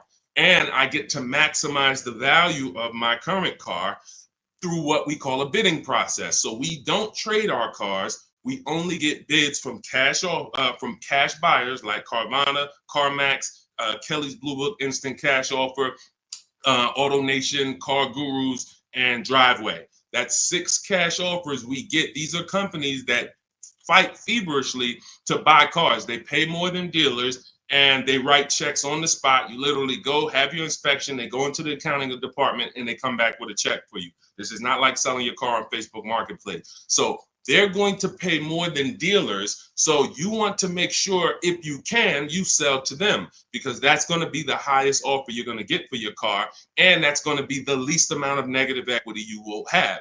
If you can't pay the difference, then you must trade. And trading is a curse word here, because you never get what your asset is worth trading. If I wanted to trade this phone, I'm not going to get as much as I would get putting it on the open market and getting prices and offers for it. So trading is a last resort. What happens is, if you can't pay the difference, you now will go shop for your new car, find a dealer willing to sell you the car at the lowest price, and then you would ask that used car manager to value your car. I do not recommend you go into the dealer and let them just mix the deals together.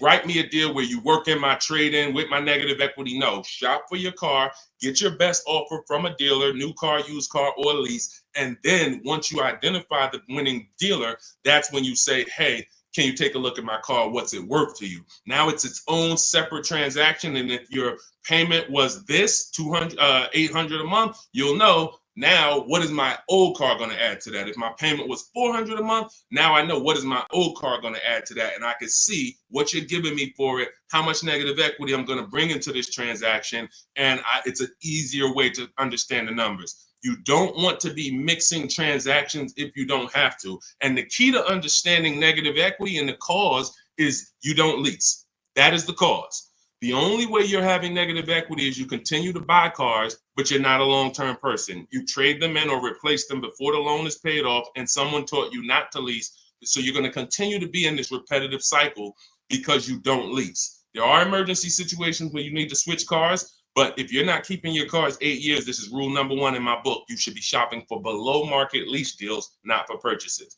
So that's your 2 options. Decide which one you can do, and then you make your move. Now, and also keep in mind, you have loan to value ratios when you have to transfer. The bank's only going to approve about 20% of what the actual new car price is. So whatever car you're buying, if you're buying a $30,000 car, the bank's only going to approve 20% more than that. They're not going to allow you to slap $10,000 on a $15,000 car, because they're only, they have loan to value ratios. So what you want to do, if you have a large amount of negative equity, you want to shop for cars, and you want to shop for cars that you can get big discounts off of. There's certain cars that have rebates. They're not listed. But in my system, what I do is I teach you how to get bids on cars. You know, we have some people, I mean, I'll show you people who've gotten $15,000, $20,000, $30,000, $27,000 off. I'm not going to exaggerate.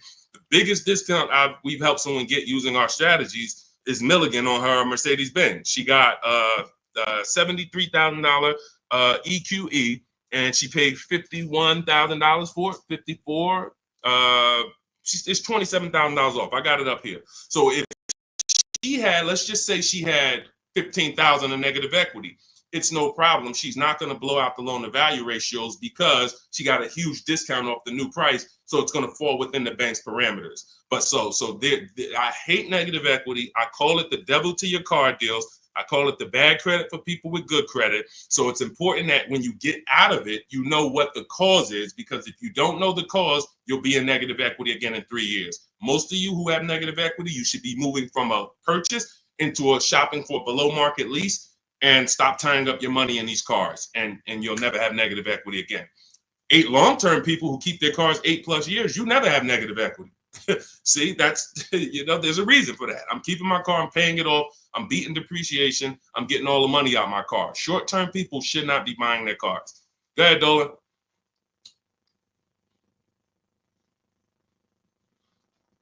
All right, keep typing your questions, y'all. We'll get to as many questions as we can in 45 minutes. Now, let me just actually say this. We have a 7-step process. Everything in my system is 7 steps. We don't go, see, a lot of times you don't understand what you should be doing first. Should I be focusing on my old car, my trade-in, shopping for a car first? What should I be doing first? So we have a system that you actually now have a process. It's 7 steps. First step is the most important question. That's leasing versus buying. How are you going to beat depreciation? Because you're about to buy a depreciating asset. If you buy a depreciating asset with no plan to address or beat the depreciation, you are going to lose like everyone else loses. So we need to see, am I going to beat depreciation with a long-term purchase, or am I going to beat depreciation with a below market lease? Long-term purchase, I got to tie up my money. My money's going to be in the car 3 years, 5 years, 6 years, but over time, the depreciation is going to cool off. I'm going to have a vehicle that doesn't depreciate much. Who has a vehicle that they've had for more than 10 years? Type the number of years you've had it in the comments. If you had a vehicle for 10 years, type 10, 12, even if you had it for more than 8. Let's go 8 because it's called the 8-year rule. If you've had it for more than 8, type the number of years that you've had your vehicle in the comments. Let's see how many long-term people we truly have, because not a lot of people are long-term. Like every time I ask this question, we don't get a lot of people that's like, yeah, 8 years, 10 years, 12 years, 15 years. Look, we don't have many people that can say they even have a car on here that they've had for more than 10 years, more than 8 years. But you're tying up all this money in these cars, and then you're going and you're replacing them in 5 years and 6 years. And look, Sharon, 14 years. God bless you, Sharon. That's a long-term person. Look, Ray Johnson, 9 years. That's a long-term person. So they don't have to worry about depreciation. Their car right now is worth the same amount it'll be worth about a year from now. If Ray's car is worth $9,000, a year from now, it's going to be close to 9. He's beat depreciation. So if you're not buying cars to beat depreciation, you shouldn't be buying them, because you're not going to beat depreciation in the short term. You can't. It's impossible. The only way to beat depreciation as a short-term buyer is to get below market leases, because you're never tying up your money in that car. Not regular leases, below market leases. Big difference. Go ahead, Dolan. I see we had a question come from TikTok. Let's throw them up.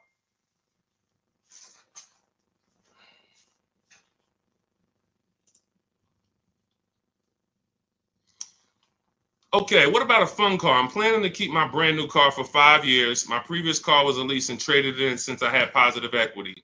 That you're going to lose. Keeping a car for 5 years, a brand new car for 5 years, you're going to lose. And I'm going to show you how big you're going to lose by doing this. You can't keep a car for 5 years. If you're telling me you plan to keep a brand new car for 5 years and then replace it, this is the depreciation curve. This is the depreciation curve. You're going on a sliding board. Whatever you paid for this car, let's say you paid $35,000. In 5 years, that car is going to be worth $17,000, maybe $15,000, depending on how much you drive. You're literally going down a sliding board, and then you're going down another sliding board when you get your next car. You're wrapping up money in these cars. Now, when we look at somebody like Ray, who kept his car for 9 years, his depreciation curve doesn't look like yours. It looks like this. See, this is what it looks like when you first buy the car. You're losing value every single day. You're losing thousands of dollars in value on a yearly basis. So when you go and say, all right, I'm going to just go buy this car, tie this up. Let me show you why you can't do that compared to someone who's leasing. You're going to spend thousands of dollars more. So you take somebody who got a below market lease like Zafrina. No, that's too. Let's use Zafrina. She gets a $65,000 vehicle. She's paying $579 a month. $65,000 vehicle, $579 a month. That's what we call a 1% lease or below. When you have your lease payment is 1% of the MSRP or less, that means that's a 1% lease or lower. She has a 0.88% lease. Now, she's not, over the next 3 years, she's going to invest in this car, $579 times 36. She's going to invest $20,000 to drive a $65,000 car. Now, if somebody bought this $65,000 car, what's their payment? Every $5,000, remember this rule, is about $100 a month on a 5-year loan. Remember that rule. Every $5,000, when you look at a car, is about $100 per month on a 5-year loan. So when you look at a $20,000 car, you should automatically say to yourself, that's going to cost me about $400 a month. You look at a $50,000 car, that's going to cost me about $1,000 a month on a 5-year loan. When you don't do that, now you let them put you in 6- and 7-year loans because you're not focused on what the real cost is. You're just like, get me to a low payment. I'll get you to a low payment. I'm going to put you in an 8-year loan. So we know this. Looking at her car, she would be spending roughly $1,300 a month if she bought that car. Even if she got an incredible deal, saved 10 grand off of the car, she's still going to be spending about $1,100 a month. She's putting $579 a month into this car. How do you compare $579 to $1,100? How do you compare $579 to $1,300? Let's say she bought a used version of this car. So instead of $65, she found a used one for $40. Every $5,000, $100, that's an $800 a month payment. How do you compare $579 to $800 for a used version? You can't. So when you're out here listening to people who've told you don't lease, they don't understand depreciation and they don't understand how to get below market leases. These are not regular leases. In order to get below market leases, you must employ competition. You must get at least 5 offers because every dealer's price is different. So when you walk into one Nissan dealer and they tell you it's $600 a month, you don't walk out and say, hey, Nissan's charging $600 a month. No, Nissan of Bay Ridge is charging $600 a month. But this Nissan deal over here might be at $500. This Nissan deal over here might be at $420. You need to stay at home, get multiple offers. You can do this my way through email using the systems in my book, or you can do it your way, calling around and get multiple offers. But once you see how different these offers are, you'll realize how many dealers have been ripping you off. And 80% of them do this. 80% of them, their best offer is not going to be below market. They're going to make a certain amount of money or they won't sell the car to you. But we find the ones who will. All of this is in my new digital book, Cars from Home. It's called Cars from Home, 7 Steps to Saving Time, Money, and Avoiding Dealerships. You can get a copy for 75% off for the next 30 minutes in my TikTok bio, my Instagram bio, the YouTube comments, or the Facebook comments. You'll have everything we teach step by step. You can Google the book, Cars from Home. It's already 5-star rated. We've already got tons of people using it, talking about it. And this is what I want for you. I don't want you paying above market or market value like everyone else is paying. You need to be paying below market value. And the only people that pay below market value are people with strategy. Okay, so I would tell you, Kitty Cafe, the first thing you need to be concerned with is actually leasing and not buying. You said you were a leaser. See, and oftentimes people who go from a lease to a purchase, I'm sorry to say you didn't get a good lease deal. Because if I'm paying, think about what Zafrina's paying. Let's continue to use Zafrina as an example.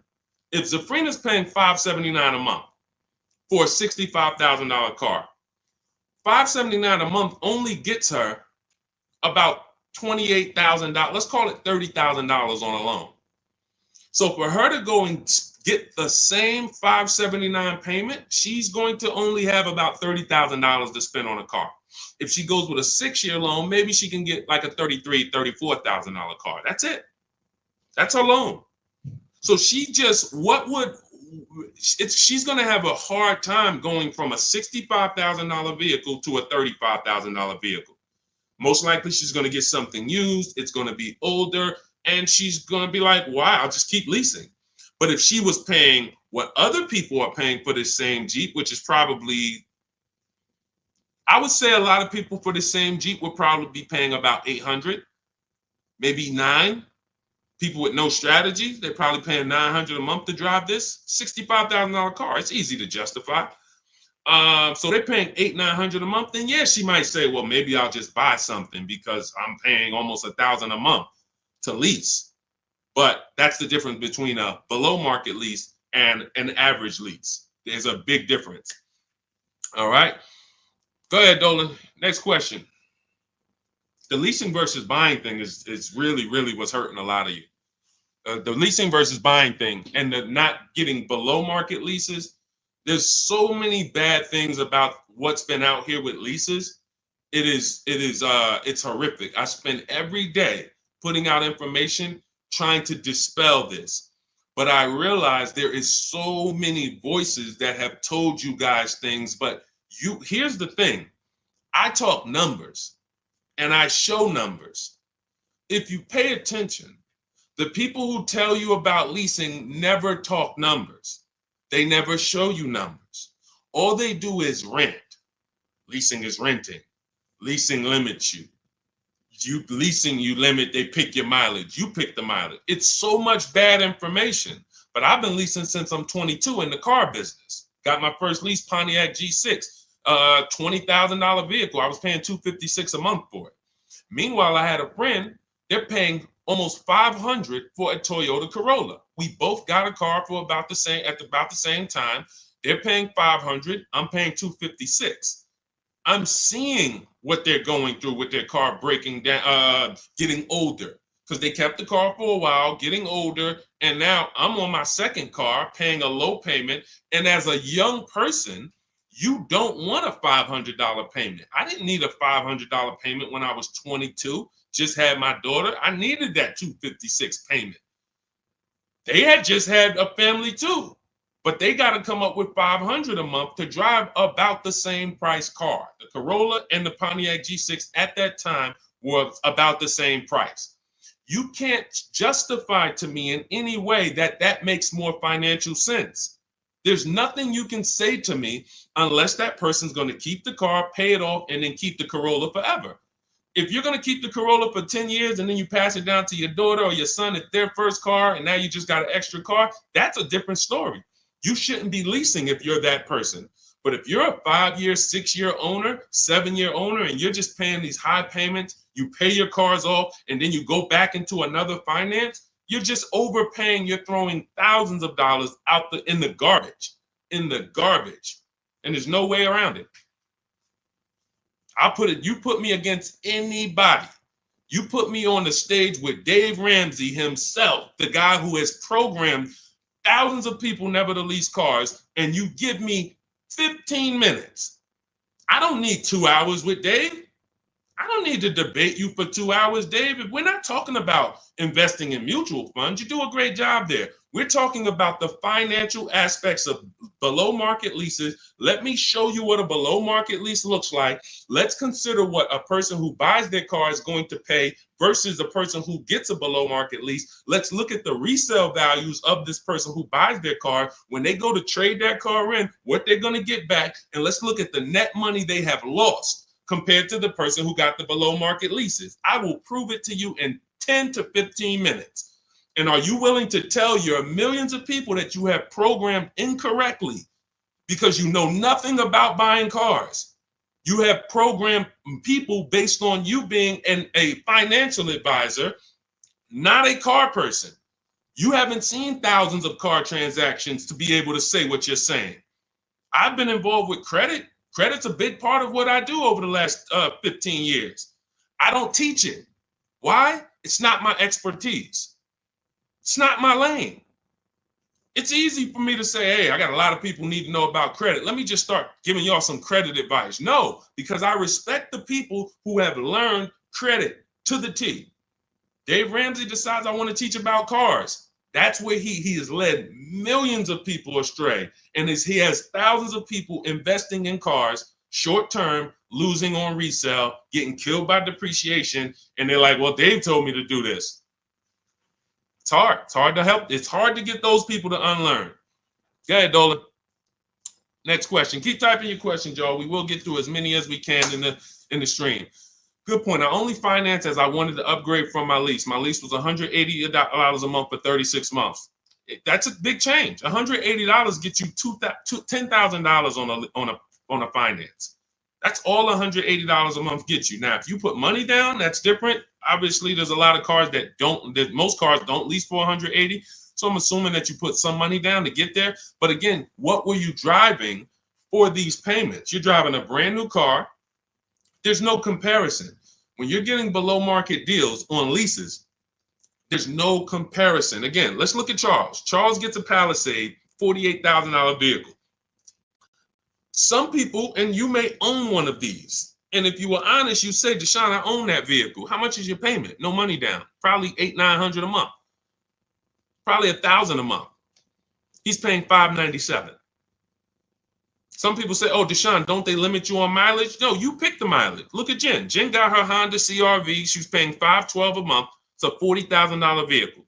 That's normally $800 a month to buy on a 5-year loan.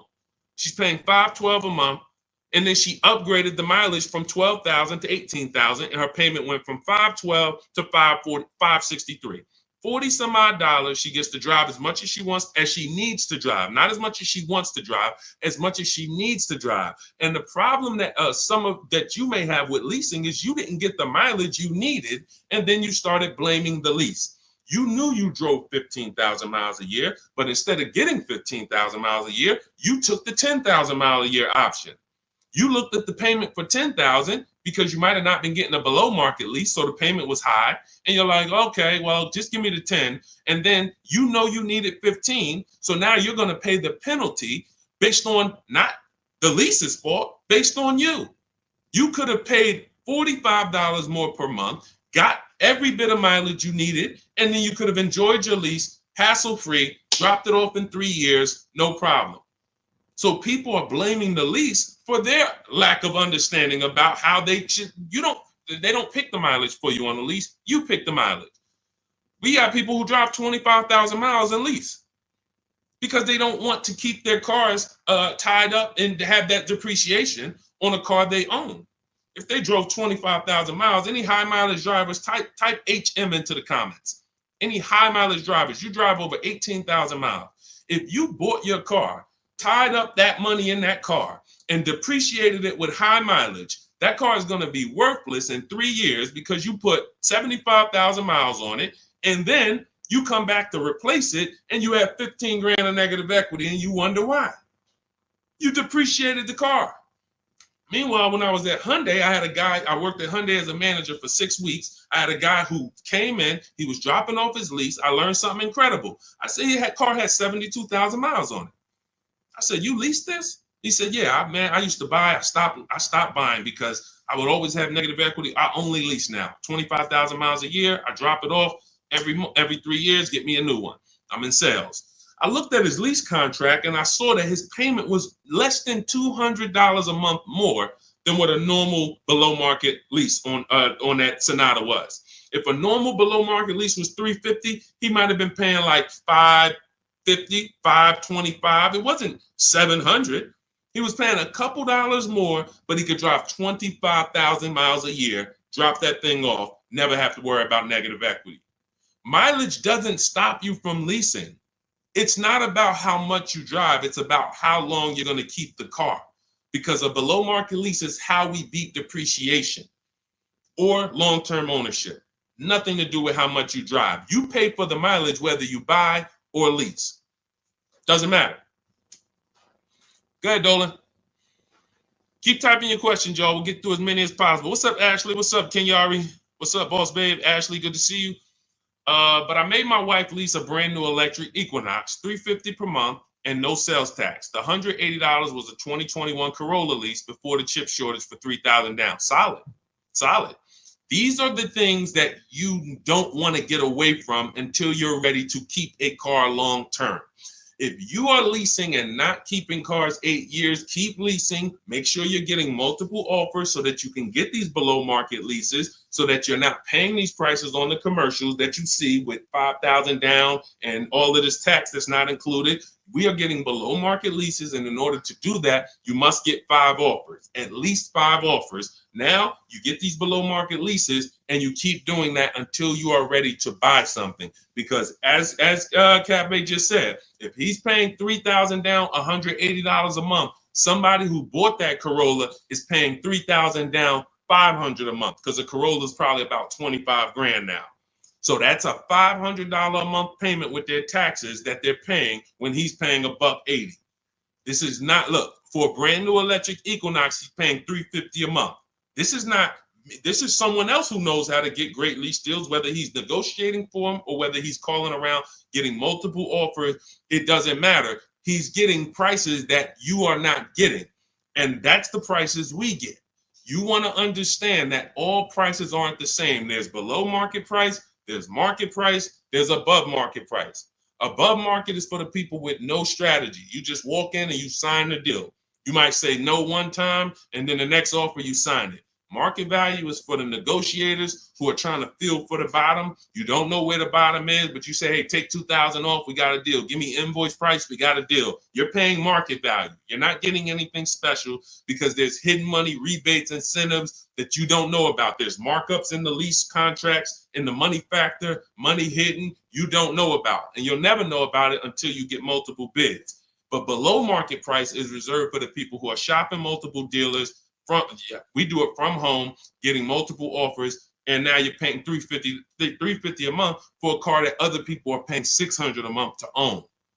You cannot justify pulling up in the same car and one of you is paying $350, one of you is paying $600. But the one who's paying $600 says, well, I'm going to own this. But by the time you pay it off, you're just going to turn around and get another car and do it all over again. So you never win, ever. It's a bad way to move. Go ahead, Dolan.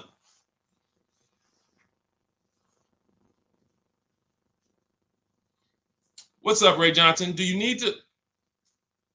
Hold on. Do you need to know all the bells and whistles? I don't know what that means. Can you rephrase that question? Let's type it in another way because I don't know what you mean by that. Can you elaborate? What about the people that drive high miles? You should still be asking yourself, how am I going to beat depreciation?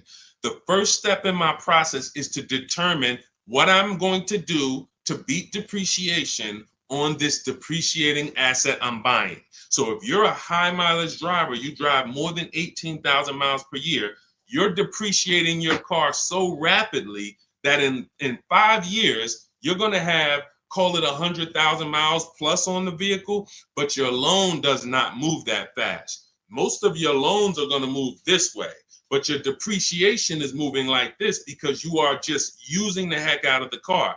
This is point and proof that you pay for usage, whether you buy or lease. If you bought a car and put 100,000 miles on it, you do pay for that.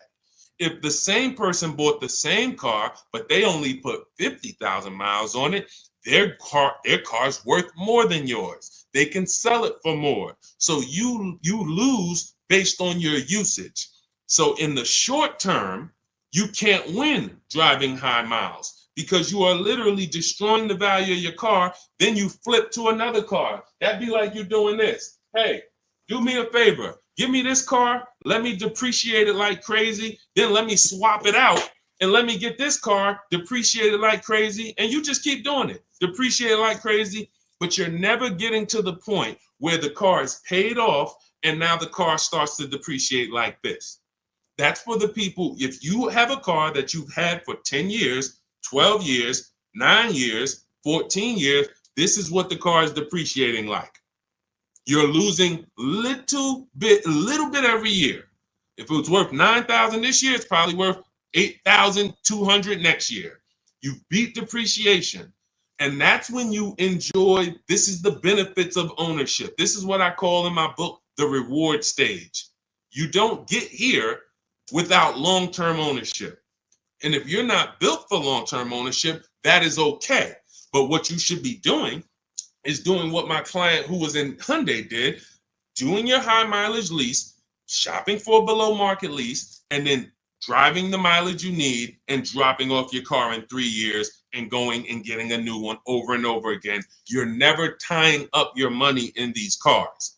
If you're going to tie up your money in these cars, you better have it in there for the long run.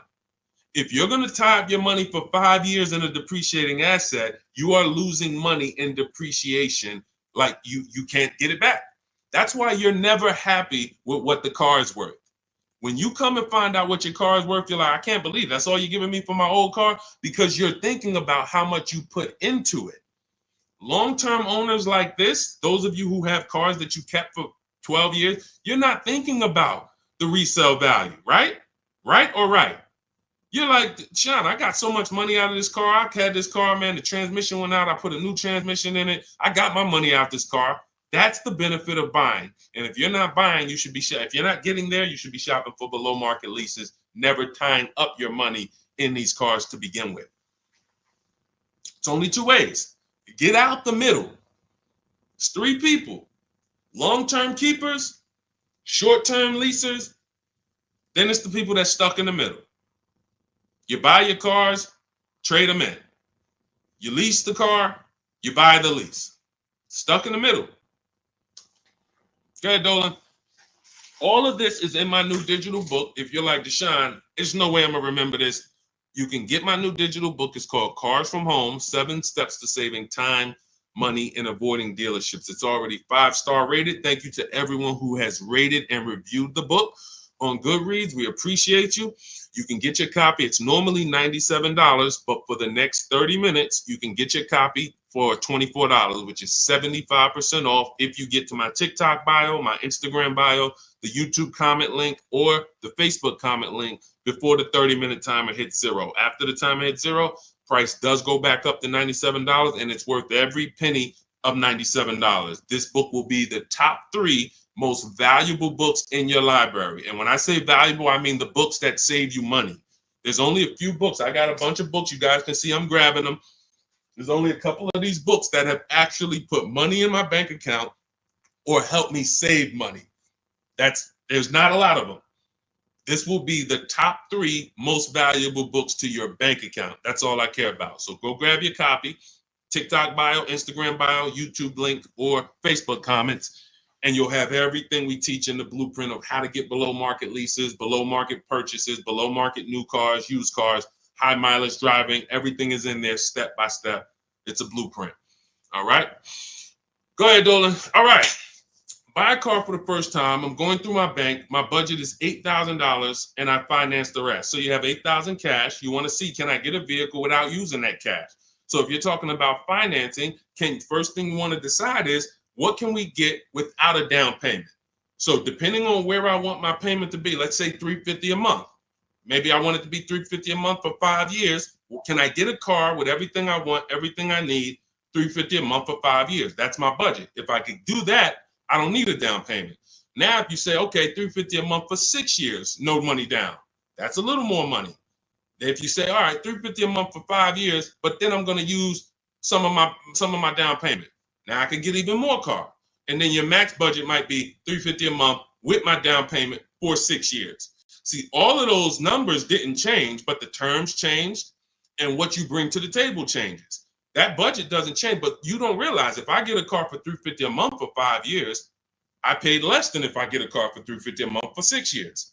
So these is how we budget. I actually have a tool in my book called the Perfect Budget Calculator I created, where you put in your preferred down payment, you put in any equity you have from your old car, you put in your max monthly payment, you put in the average interest rate, and it'll give you up to 6 goals that you shop from. So when I went and got my used Infiniti truck, I had 6 goals. One of them was no money down 5 years. Next one was no money down 6 years. Third one was money down 5 years. Money down 6 years. Then the fifth one was money down and the equity I had from selling my old car. And then the sixth one was money down, equity, and 6-year loan. See, there's multiple ways to budget where you don't go over your max. But I find the problem is when we budget with our max in mind, I only want to spend $500 a month, $500 a month, $500 a month. You usually go in and you spend what? $600, $550. You're putting $1,500 on a credit card because you didn't calculate the taxes. The tool in my book, the Perfect Budget Calculator, calculates the taxes in your state. So you don't go in and say, oh man, I didn't know there was another $3,000 in taxes and fees. Who's had that happen? Oh man, I thought we was making a deal, but you forgot about the taxes and fees. See, all of this stuff you don't realize should be normal in a complex financial transaction. But what they've taught you in the car business is to just treat car buying like you're buying a TV, because it makes them very rich. I've been in the business for 14 years. I sat next to people who I know shouldn't be in the business, but they're not going to get them out the business. They make a lot of money for the dealerships. They'll always have a job. Even if they get fired here because the customers start complaining, they'll go there and they'll say, hey, look, I made 300 grand at my last place. Oh man, when can you start? These people are always going to have a job. So when you look at the industry and say, okay, if this is what the industry is like, what do they care about me? They don't. The 20% of dealers who get up every morning and they do the right thing. They want to beat their competition. They're honest. They want to make sure that they're giving you the best service. It's 20%. 2 out of 10. You're going into your local dealer and you're buying from them, not realizing that's an 80% dealer. All they do is make a lot of money on their customers. If they can't make a lot of money on their customers, they won't sell the car.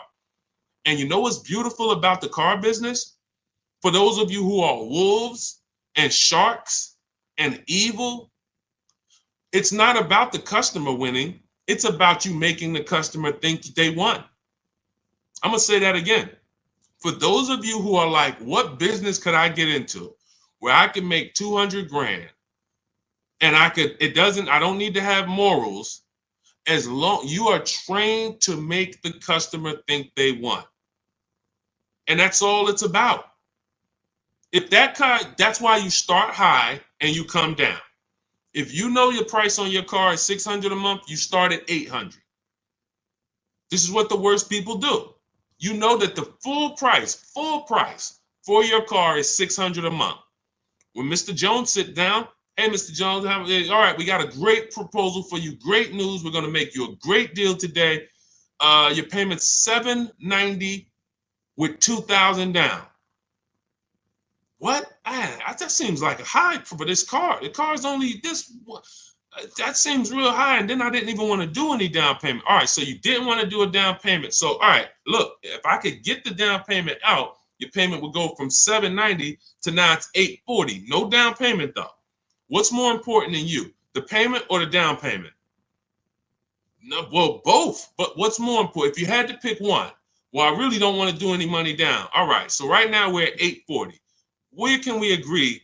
I'll talk to my manager. Where can we agree that you'll be happy? Because I want to make you happy, Mr. Jones.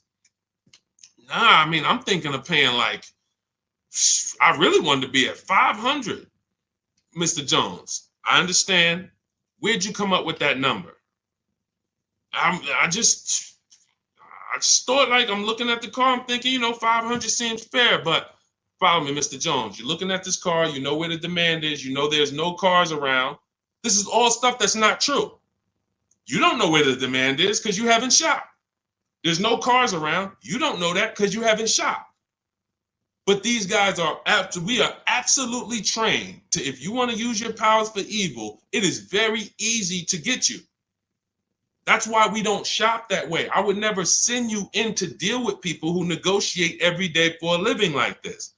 Your power is being at home, having multiple dealers compete for your business, and that's how people like Tasha get these deals.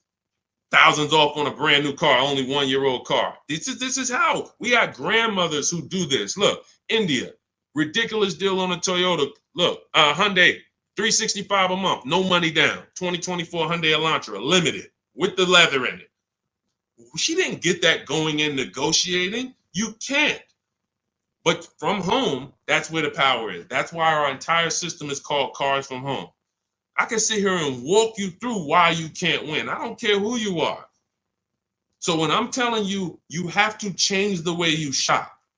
When people say there's no deals, they're right. To you, there's no deals. To someone who doesn't have shopping strategy, doesn't know how to put dealers against each other, there are no deals.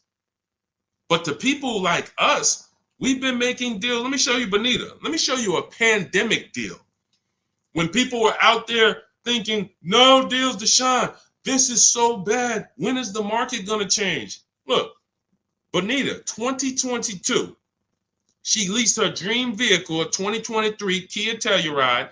She put $600 down, drove off $600 a month. She gave him $600, drove off. No money down lease.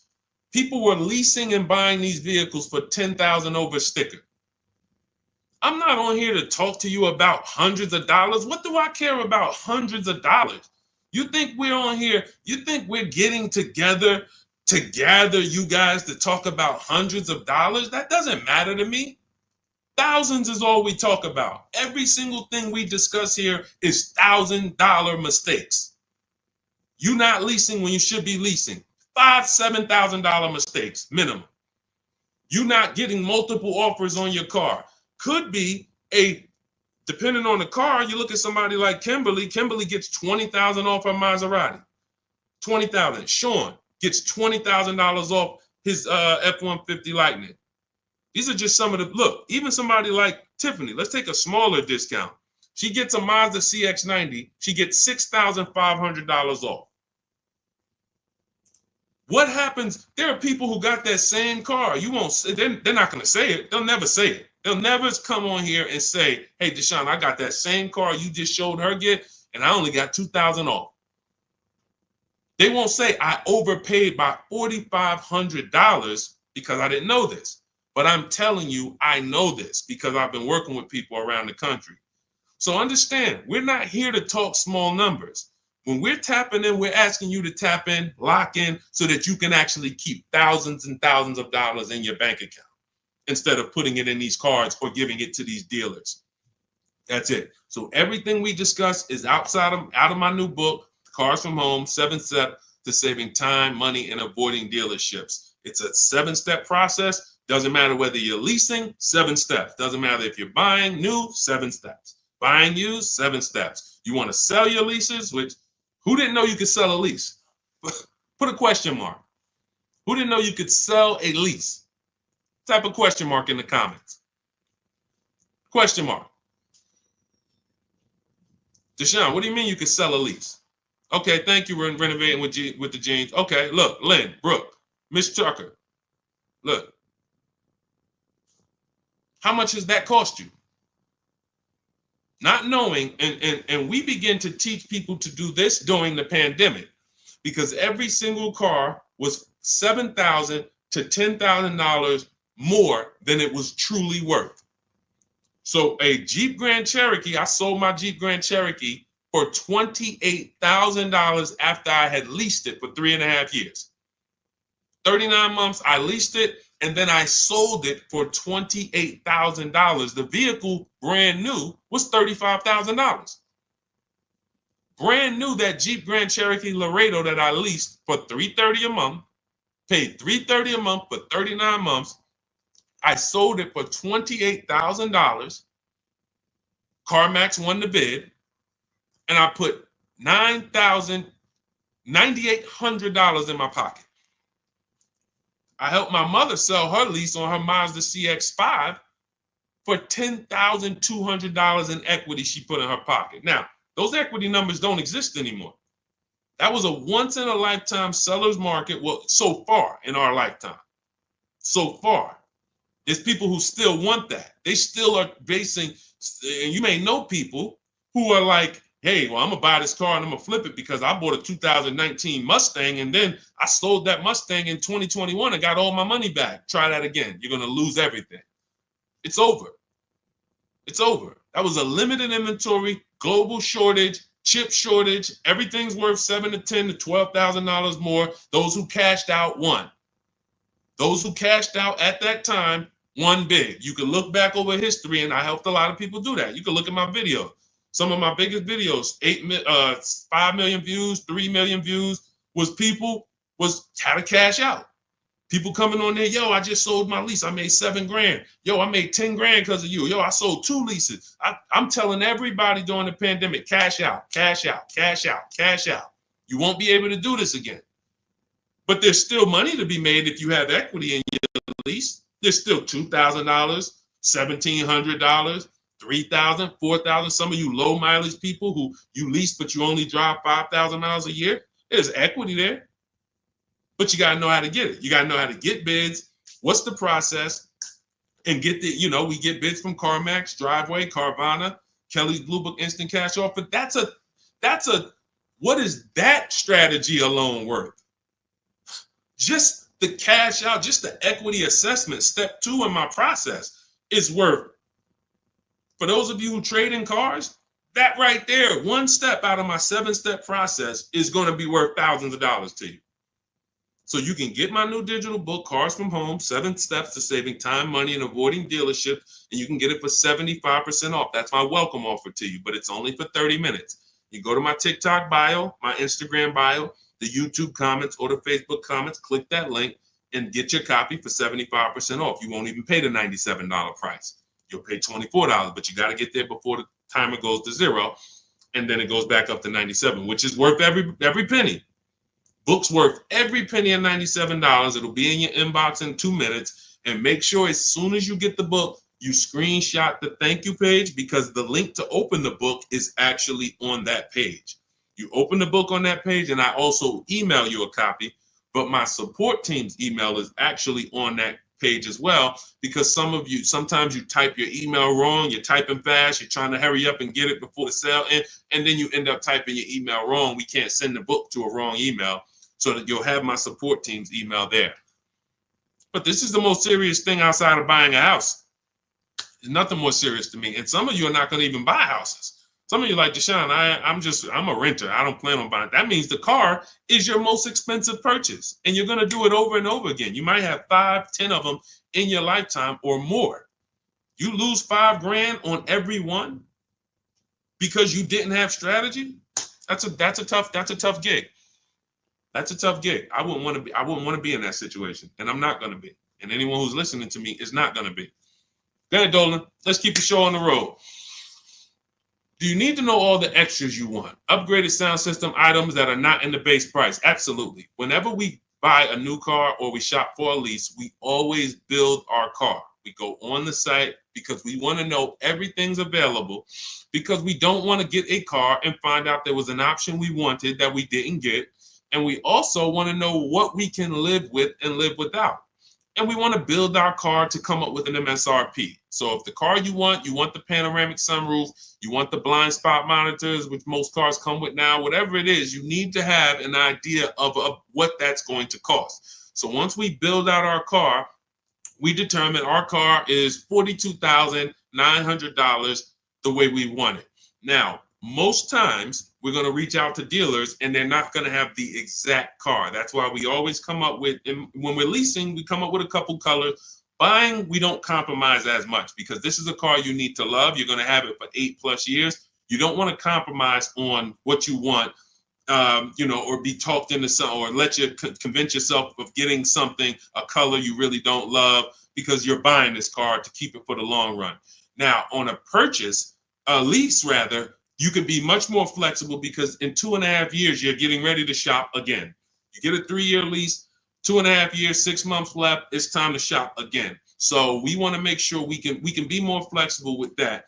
But yes, we want to know how much it's going to cost so that we can start to budget We always say with a lease, when we build out our car, we take 1.25% and we use that as a gauge of around about what it should cost. So if we're looking at a car that's $42,300, we multiply that by 0.125 and we say, okay, 528, that's a fair below market lease deal. Now, if we can do better than that with bids, we will. If the lease program is not as good, when we get our bids, it might come in at 1.3, 1.4, our best offer. We're going to have more offers than that. If your other offers aren't higher, then you didn't shop the right way. Because when you shop, you should see a $3,000 to $5,000 to $7,000 difference from your best offer to your worst offer. When you get offers the way we teach, you're going to get more market value, below market value, above market value. You're going to see them all. And you're going to be like, wow, I can't believe all these dealers, this their best offer? Yes, they want to sell and make a lot of money. But we don't care about them. I don't focus on the 80%. We're looking for the 20%. So we use this as a gauge to say, all right, this is around about what I think I should be looking at paying, depending on the deal that I get when I actually get my offers. So that's why it's important for us to build the car. Those are all the reasons it's important for us to build the car before we actually go shop for it. Okay? It's a great question. I see you. I'm leasing this year. There you go. If I could get more people to lease, wake up and look. I don't want you leasing if you're keeping your cars 8 or more years. That's the key, because sometimes people will come on the stream, hey, is this all about leasing? No. If you're buying, there's so many things you need to know about getting below market purchases.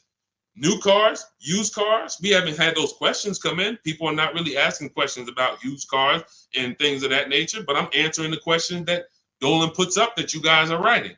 So when we look at purchasing, there's a ton of questions that we got to look at, ton of questions. But when it comes to people not keeping their car 8 years, you should be shopping for leases. You're not keeping a car long enough to beat the depreciation. The depreciation's going to kill you, not the loan. Doesn't matter. Loans, okay, you could pay cash. Doesn't matter. The depreciation's going to. That's what you're doing. You're buying a depreciating asset, trying to keep it short term, flip it, and do it again. You can't win. The only way to win with a depreciating asset is long-term ownership, or never tie your money up in it in the first place, which is a below market lease. Go ahead, Dolan, throw that one back up. Arturo, does your credit score affect the lease? Sure. You want to have fair credit. I always tell people you want to get to about a 660, 680, similar to if you were trying to get a good deal on a house. You would be trying to set yourself up with a good credit report to buy a house. Now with leasing, you can also lean on payment history. So if you have a $400, $500 a month payment, you've been making it on time for 2 years, that weighs heavily and you getting approved. I always say it's nothing that gets you approved for a new car like a paid on time payments for your old car. The banks look at that and say, well, hey, we can see, yeah, credit cards might be high, but they never miss the payment on their car. They never miss that $500 payment. That means something to the banks when your credit score is a little in that marginal in that marginal range or that mid range. So I always tell people, get to a fair range, work on your credit so that you're able to lease, and don't tie up your money in a long-term purchase because you can't lease right now. If I couldn't lease right now, my only mission would be to get an inexpensive car, get my credit to a 660, 670 to lease. I wouldn't be trying to get a Dodge Charger, $20,000, $30,000, $40,000 car. I'm going to pay 20% interest. And when I go out to replace that car, I'm going to have so much negative equity because the interest alone is going to bury me because I don't have good credit. So now I'm no closer to leasing. My payment is going to be high. And I usually end up with an older car because I'm trying to squeeze my way into a nice car that I could show off and feel good about. Nah, man, I work hard. I want to be able to drive something that, I feel good about. But you haven't qualified yet. You haven't qualified to drive something great yet. If you have a 500 credit score, 600 credit score, you're not qualified to drive something ideal yet. You should be sacrificing to get set up so that I can make a power move. And what you do in getting set up is you get the least expensive car. that you can get a loan on. You get a $10,000 car, quality, small car. Try to get something that brand new was $24,000, $25,000, Hyundai Elantra. Get yourself a smallest car that you can qualify for, and you have minimal payments, $200, $250 a month payments. You pay those payments on time. You make sure it's a quality car, and you go and you make a move for a lease once you've established yourself. Or you can just do what other people do and say, you know what, who could get me in this brand new whatever, or who could get me in that, used Mercedes? And you're going to lose in every way. The quality of the car is not going to be ideal. The loan is going to be out of control. The interest is going to be great, ridiculous. You might not get a great price on the car because you come in looking desperate. You need a car, not want a car. You need a car. So nothing is working for you. Everything's against you. So it's much better for you to discipline yourself. Say, look, I don't mind driving something that I don't feel great about, but I'm working on my credit. I'm going to make these payments on time. I'm going to get myself to a 660. I'm going to have 2 years of on-time payments, and then I'm pulling off the lot in a brand new lease. Power moves. That's a plan. Go ahead, Dolan. And in my book, that's called the SMART car strategy. It stands for saving money at the right time. If you can't qualify for a lease, your only goal should be to set yourself up to lease. Now, if you're buying and your credit's not good, I'm an 8-year person. I keep my cars 8 or more years. Nothing wrong with buying a higher priced car and refinancing it later. So if you say, hey, I need to get, if you're a long-term person, your goal should be get a great price on the car. You're going to pay more in interest and then fix your credit. And instead of changing the car in 2 years to a lease, you would change the loan, refinance, and then you would keep the car. So it's depending on long-term versus short-term is everything. That's why in my book, it is step 1. You need to know from the get-go, am I a long-term person, 8+ years, or not? Because that's going to be the foundation we build on. Everything else comes after that. Karen, thank you for helping with my digital book. I wasn't checking my email. Of course, we want to use cars. So you're just following the multiple marketplace strategy. There's steps before that. And here's what I tell you, guys who have my book, ask yourself, what step am I on? This is what I tell everybody that I work with. Ask, what step am I on? Because if you're doing step 3, but you have not done step 1, that's a clear indicator. Oh man, I haven't done step 1. Step 1 is leasing versus buying. Most important question. How are we beating depreciation? We go into deep. I show you lease scenario, purchase scenario, lease scenario, used car scenario, to make it very clear that if you set out to buy, but you should have leased, can't help you. You're lost. And I talked about that earlier. We ran Zafrina's $579 a month payment versus what a new car would cost her, which would be $900 or $65,000 car. That would have been $1,100. Or a used version was $800. So you can't compare that. If you go out and you get a great deal on a purchase and your payment's $700 a month, then that means that lease payment probably would have been $400 a month. It's no way to, how do I get out of this? You shouldn't have been in it. That's why this is step 1. So what was that question? What was that question? I don't even know how I got on that. Oh, you said I want a used car. Yeah. So so you want to ask yourself, where am I at in the process? Because we're not in the market until step 5. Step 5, we're in the market. That's when we're on our marketplaces, shopping, narrowing it down. We have specific ways we narrow down used cars. This is not just general information that you can find on social media and you Google it, how to buy a used car. Yeah, good luck. That stuff means nothing. Car salespeople are been watching those blog articles for years saying, okay, this is what they're coming to do. Don't tell them you have a trade-in. Okay, good. Stuff has been around for 20 years. What we're doing is we're narrowing it down when we get to step 5, based on title history, service records, accident history. Then we're narrowing it down and we're coming up with our top 5 choices, top 3 to top 5. Then we're verifying who has bogus fees, who put one price online that they're not going to honor. So all of these This is my top 5 list, but some of these might be fake prices. So we need to verify that. And then we're going to get the new car price to find out what the true discount was. How much was this vehicle brand new? When I bought my Infiniti truck, I narrowed it down to 4 choices. They were all white, between $30,000 and $32,000. Sounds similar. They're not. You looking at 4 white Infiniti trucks between $30,000 and $32,000. Similar miles, all 2020s. They were 3 years old at the time. Looking at all 3, whoa, these vehicles look similar. Once I got the brand new price, I found out one of them was $46,000 brand new. The other one was $48,000 brand new. The other one was $52,000 brand new. And the one I ended up getting was $54,000 brand new. Big difference. See, so what seemingly was close was nowhere near close. The furthest apart was 54 to 46. It's an $8,000 difference between the least expensive one and the most expensive one. But without the brand new price, you don't know that. You're choosing the wrong vehicle, thinking, oh, I got a good deal. No, the good deal was that other one that you didn't pick because you didn't have the brand new price. So that's step 5. But we got plenty of things we do before that to verify the DNA of the vehicle, check the data. And look, let me be clear. It takes me 90 minutes to buy cars. I'm not putting a system together that takes days. I'm not going to do it. It's not necessary. Choosing your vehicle, that might take you days. Going and looking at cars, test driving, that might take you days. Deciding what you want. We call that shopping. That's a step in my book. Shopping, not buying. That's deciding what you want. But once you know what you want, 90 minutes.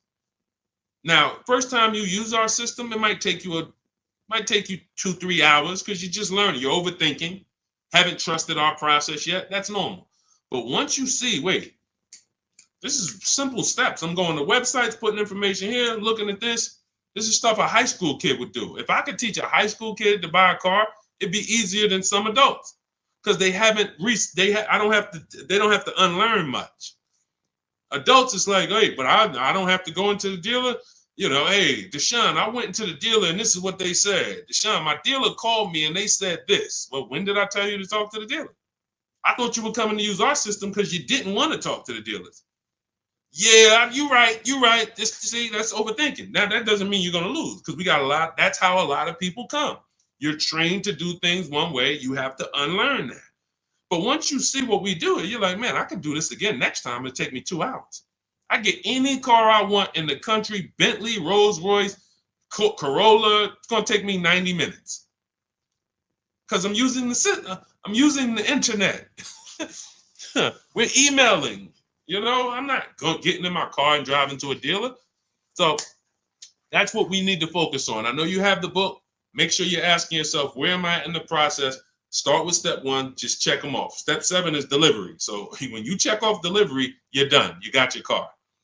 All right. Everything that I'm teaching is in my new book. It's called Cars from Home. It's a digital book. It's called Cars from Home, 7 Steps to Saving Time, Money, and Avoiding Dealerships. You can get your copy for 75% off. It's part of my welcome offer. It's normally $97.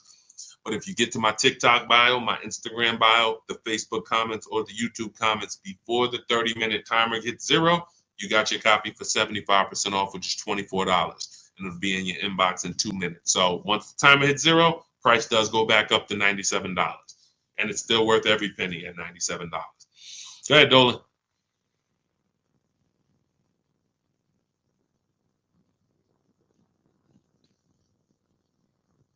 Dolan, you there?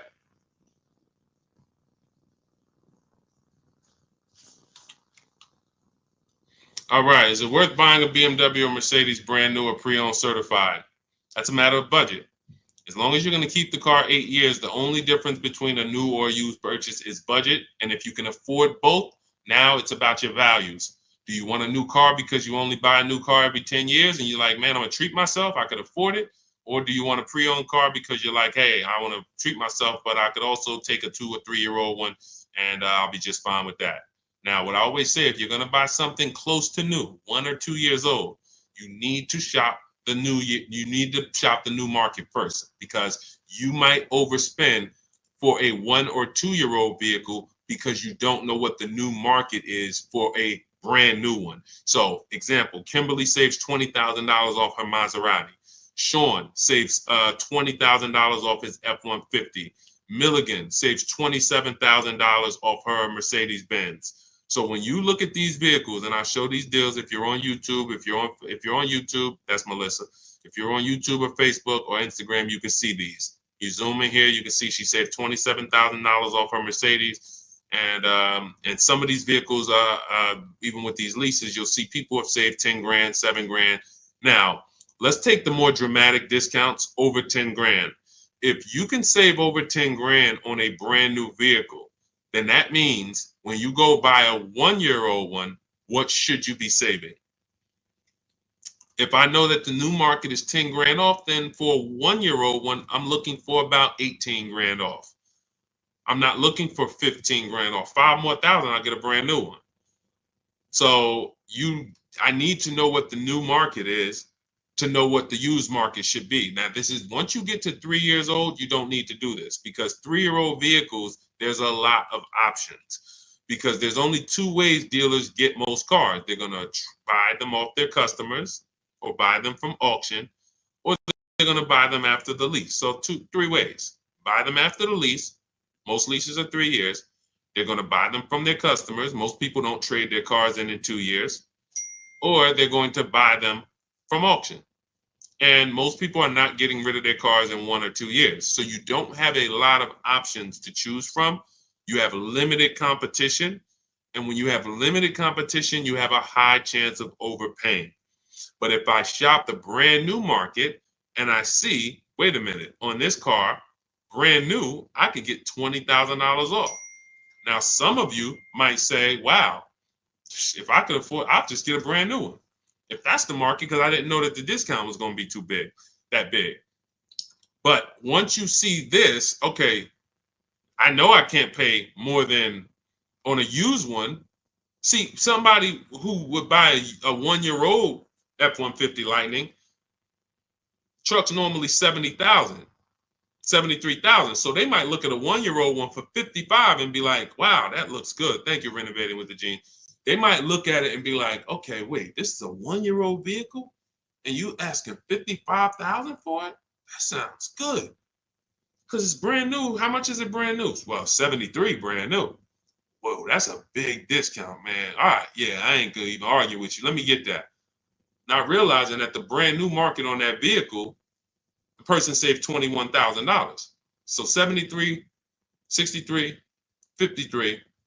So literally the brand new market on that vehicle was lower than what you just paid for a 1-year-old vehicle. And what's going to happen when you go to resell that vehicle later? You're going to lose because you overpaid by thousands of dollars. So this is so important to understand. People overpay for used cars all the time for a variety of reasons. They don't know what it was originally. What was the original new car price to even know they're getting a good deal on a used one? They don't know what the actual new car, again, this is for the 1 and 2 year people. You got options because somebody asked, hey, should I buy brand new or should I buy pre-owned? That means you probably have the money to afford both. So you might go out and buy a 1 or 2 year old pre-owned. But if you're like Milligan and you bought one of these electric ones, she saved $27,000. If you went in and you bought a 1-year-old one and you got 20 grand off, you might think you won. But she got $27,000 off a brand new one, which means if I saw $27,000 off a brand new one, for a 1-year-old one, I want 35 grand off. I want 38 grand off. The new market for this vehicle is very soft. So that means the 1-year-old market should be very soft. It's an extreme depreciation. Another reason why you don't buy these vehicles. Now, mind you, you know what I didn't mention? The people who paid for this vehicle and didn't get $27,000 off. It's people who are going to see this stream. Again, most of them will never say it. They have this same vehicle that Milligan has. Same $73,000 vehicle. They went in, they negotiated. They said, listen, all right, come on, man, make it 10 grand. 10 grand off. And they went home thinking, hey, honey, you're not going to believe this. Guess how much they took off the truck? How much? 10,000 off. They in there, oh, I won.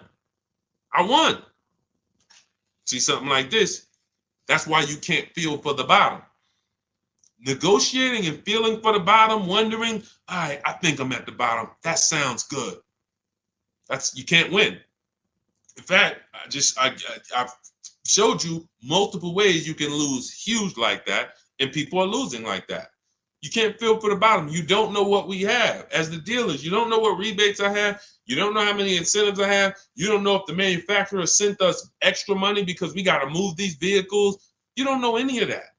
You come in and asking for the invoice. All right, invoice on a $73,000 car, 6.5% markup. All right, invoice is 57, and a good salesman's gonna fight you for invoice. They're not gonna just lay down and give you invoice, even if they sitting on 20,000 in rebates. A good salesman is fighting for every dollar of the commission. So you've been, hey, how they gonna fight? They got 20 more thousand. You telling me they got 20,000 in rebates and they gonna fight me for 1,000? Yes, because it's perception. If they take off $10,000 for you in a heartbeat, you might think, wow, you took off 10,000 a little too fast. This is how salespeople are trained. So I'm telling you, the people who believe it, they're going to win. If you listen to me, you're going to win. If you don't listen, you're going to keep losing.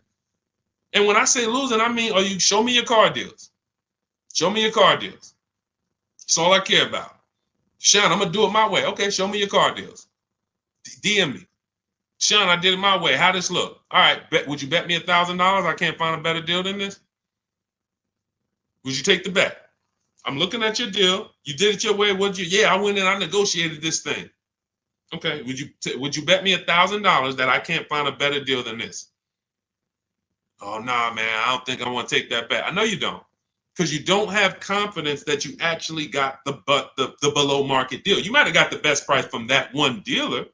I don't doubt that. But that dealer is an 80% dealer, and his competition would blow this price away. But because you didn't talk to his competition, you never gave his competition an email, you never gave them an opportunity, you don't know that they would have beat this price by $3,000 or $5,000 or $10,000. That's what we do here. That's what Cars from Home is. That's why our system is called Cars from Home. All our deals, 90% of what we do is from home. 90%, and sometimes 100%. Only time we can't do 100% is if a dealer doesn't deliver or we're buying a used car. Used car, we must go to the dealer. We must test drive that. That's our last step in our process before we lock the deal up. We cannot, but we've had tons of people who never left their house. I have a couple of them on here. Delivered the car. Let's see, we got people on here. Leasing process went quick. Sent the email. Anyway, I could pull up a bunch of people who just did. That's simple, because dealers this is 2024. Like, people think Carvana is the only place that delivers cars. There's plenty of dealers, especially the 20%, that'll bring the car right to your doorstep. Look, about 5 days I walked out. Yeah. Anyway, all right. I think we've done enough. Look, everything that we've taught today is out of my new book, Cars from Home, 7 Steps to Saving Time, Money, and Avoiding Dealerships.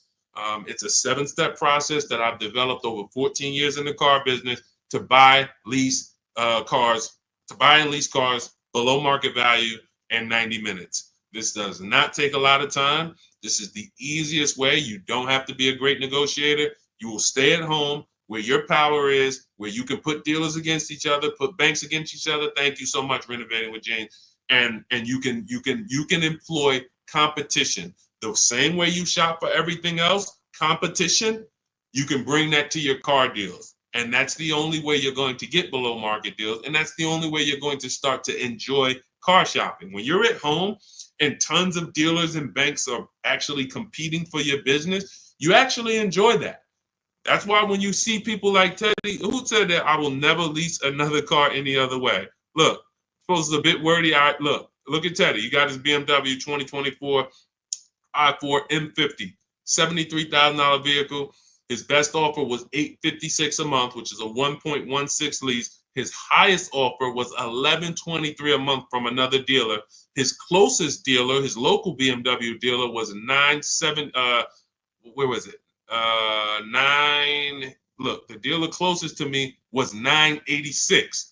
His closest dealer that he probably drove by and saw the car and said, man, all right, I'm gonna work with them one day.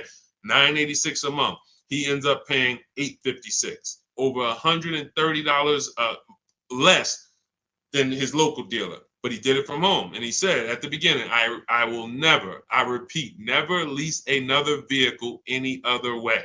Now, had he bought the car and got $10,000 off, he would have said, I will never buy a car any other way. The Cars from Home way is how you are in control, how you feel like the prize. And when that 20% dealer wins your business, you feel like you won.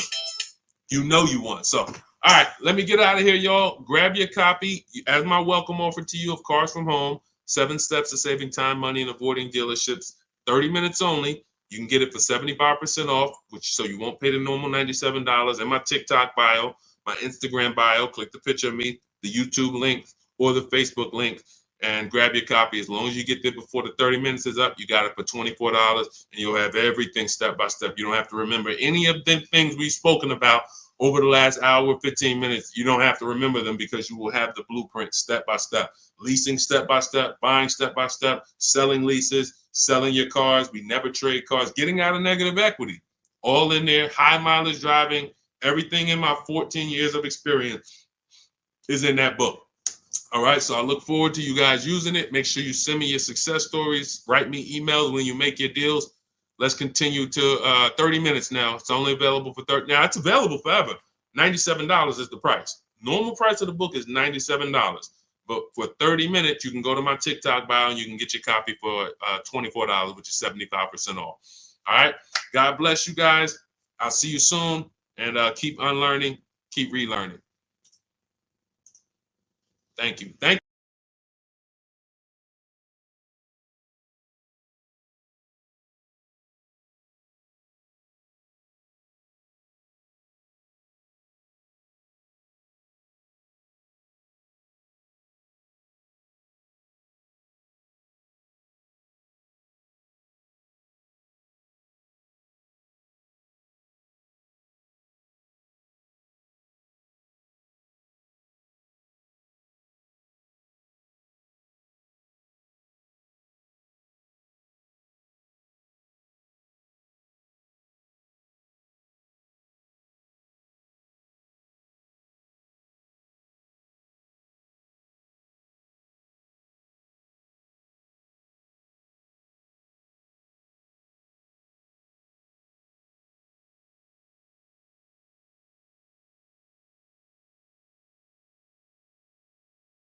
5 Cynthia Page, good to see you.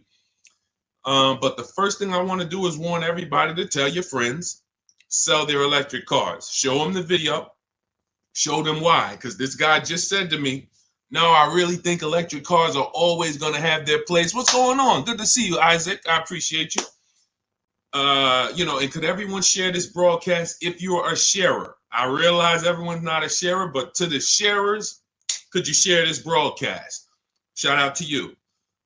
Warn your friends that if Donald Trump gets in, he's already said he's going to make sure we could always have gas cars. That's good. I like a gas car. I haven't bought an electric car yet, but a lot of people have. And the minute, automakers do not want to make electric cars. Take it from me. I was in the business for 14 years. They kept dragging their feet. What they did was they made better gas cars. Who remembers the V8 engines? Rest in peace. If you remember the V8 engines, type me. Who remembers the V8 engines? Type V8 if you remember when literally we had V8 engines up and down the road, vroom, vroom, vroom, 400, 500 horsepower engines. Those are a thing of the past for the most part. Why? Because automakers in the last 10 years started using turbochargers. You understand, Just Money? You understand? Started building turbochargers. And what they started doing was saying we can actually make vehicles that are not as hard on the environment. They also will produce similar horsepower and more torque. And we don't have to worry about having these issues with emissions and things of that nature. So they were taking steps to be more economic, more fuel efficient, and better for the environment. Now here comes the mandate to make half of the new cars electric by 2030. It started out as 2035. I don't know when it moved to 2030. The point is, 17 million new cars are sold a year. So 17 million new cars sold a year, that's a lot of cars to try to produce electric cars. That's why we got fires. I just asked Joseph Tepte. He saw the video. Who saw the video of the Tesla burning up the guy's house a couple days ago? Charging in his garage, whole house burns down. Why don't they want to make these cars? Too much liability. Too much liability. If they can escape that, they'd love it. They'd love to go back to 2019, not worrying. Let's just make some hybrids and let's make some fuel-efficient cars with turbochargers and things of that nature. What does that do for electric cars? The minute Donald Trump gets in, he announces gas cars are here to stay. Don't worry about it. Everyone's electric cars are going to be worthless. Your electric car that was worth 30 is going to be worth 20. You're going to lose 10 grand one day. Legislation changes things. Legislation affects the market. So my mission before Election Day is to get you to sell your cars. And if you're watching this as a rebroadcast, sell your car. Sell your electric car. Get into a gas car if you own your electric car. Go to CarMax, Driveway, Carvana, KBB Instant Cash Offer, AutoNation, and Car Gurus. Get your 6 cash offers. Sell these cars. You won't be able to. You will not be able to. You're going to be so far underwater. The market's going to be so soft. It's already soft. Google Tesla depreciation. See, I don't want to tell you guys something. Keep typing your questions. We're going to get to the question, but this is a warning, and most people are not going to take it. Most people, just like when I warned people in 2022, do not go out and buy these overpriced cars. Learn to shop so that you're not buying used cars that are going to be worth half because they were selling them all through the pandemic. 80% of dealers were selling used cars that were just 10, 20 grand more than what they should have been selling for. I told them, don't buy these cars, shop around. Now what we got? Thousands of people around the country who are $20,000 upside down, can't get out. I realize though, but if I could help 10 people, if 10 people say, Deshaun, you know what? My man told me, sent me your video. I sold my Mach, whatever it is, Ford Mach. I got out of that thing right before. I'm glad. If we can help a couple people, God bless us. Sell your electric cars. You won't be able to very soon. And if you're going to keep them till the wheels fall off, then it doesn't matter. If you're going to keep it till the wheels fall off, it doesn't matter. But if you're planning on replacing this thing in 2, 3, 4 years, sell now, immediately. Get out of it right now. All right. Let's go. All right, we got a couple questions. We're live on Instagram, Facebook, YouTube, and TikTok. And, we'll be live for probably at least 45 minutes answering all types of questions. For those of you who don't know me, I'm known as Deshaun, the Auto Advisor. I spent 14 years in the car business. Now what I do is show you how to make dealers bid for your business. Every dealer has a different price. All cars are cookie cutter. No matter how much you like a car, there's 100 of them in this country at minimum. Even the most rare cars, Bentleys, you have 20, 30 of them around the country that you can shop around so that you can see. But if you use online tools like the tactics I'm going to tell you in this live, you will save thousands of dollars. You'll get below market deals on leases, new cars, purchases very, very easily. Very easily. All right. So feel free to ask your questions. Let's get to it. I see we got a couple that came from TikTok. Dolan, you want to bring the first one up? All right, let's go. I drive a lot of miles. Is it worth it to get a leased vehicle? That's a great question. If you're a short-term person, if you're keeping your cars till the wheels fall off, no. If you drive 25,000 miles a year, but you're keeping that thing for 10 years, that's only 250,000 miles. You get a Honda, Toyota, there's several cars that will go 250,000 miles. No need to think about leasing. It's all up to if you're going to keep it 8+ years. You do not need to. Who keeps their cars on average more than 8 years? Type me. If you keep your and listen, some of you who are new here, you may not know how we do here. We use our keyboard.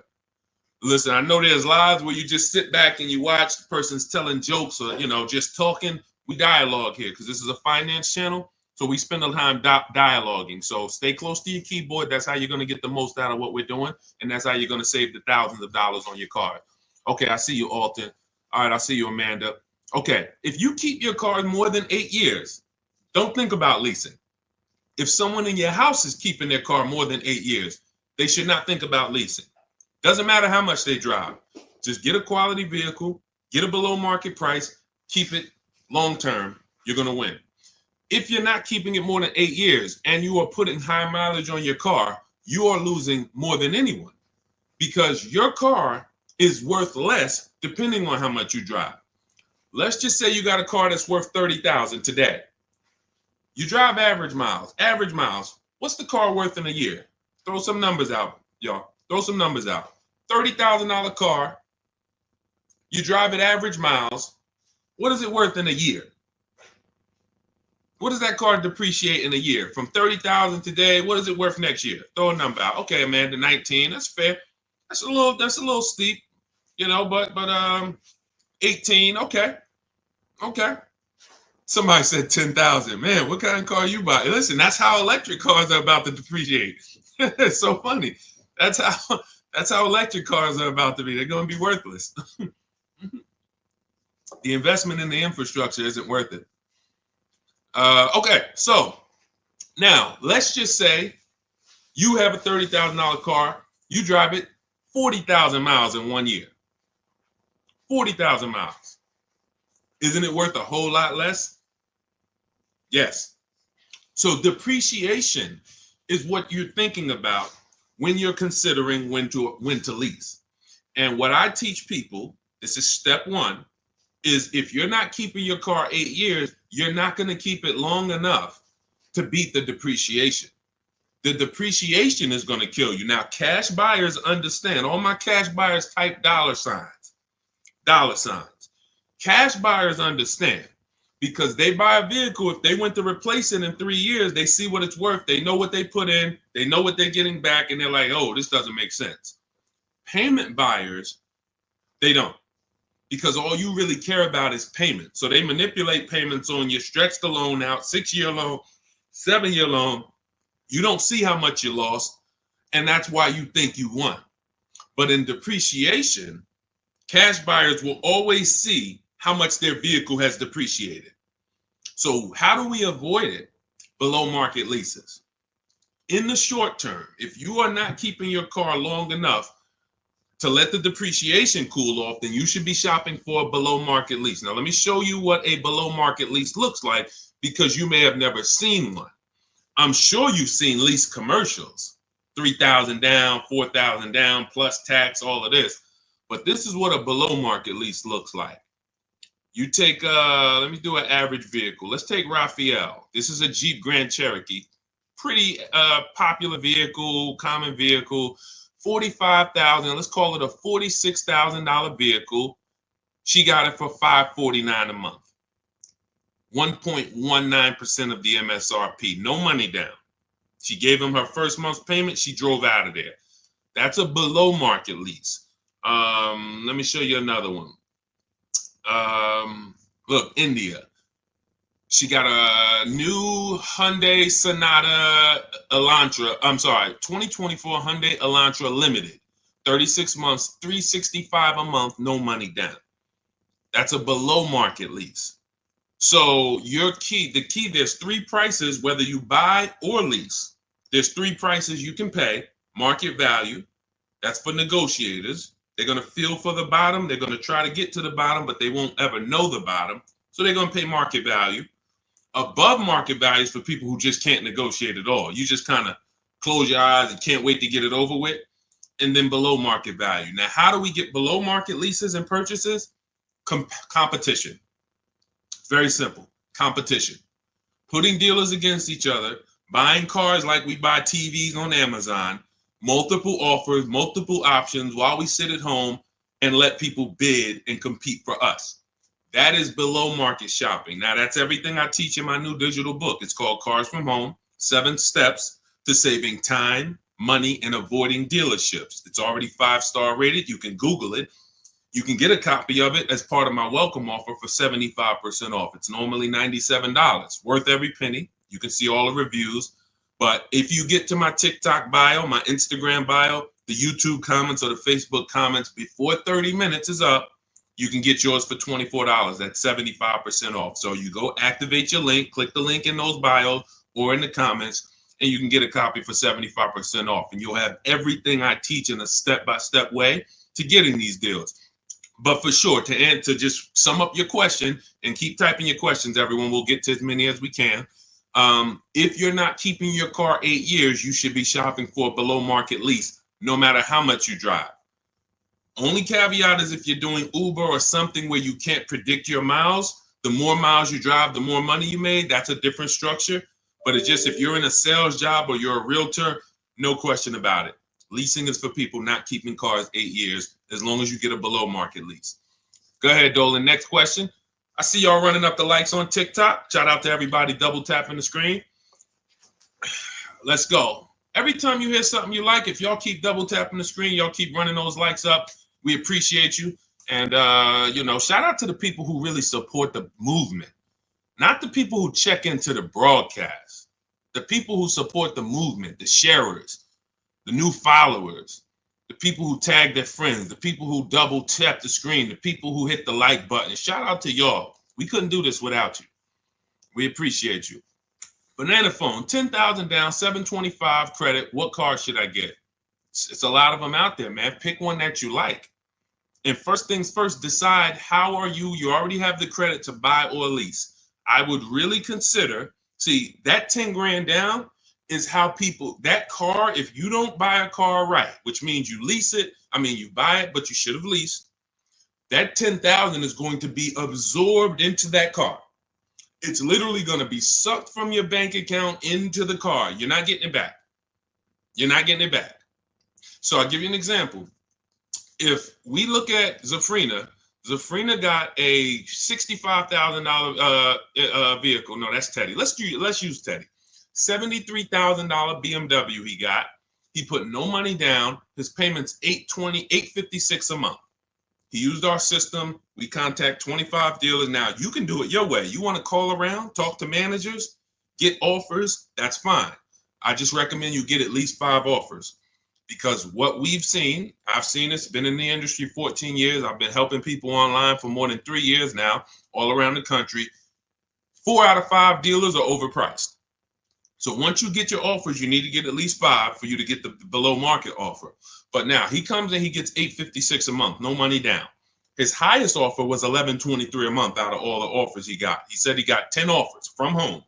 That's why our system is called Cars from Home. We don't need to be in dealers to get below market deals.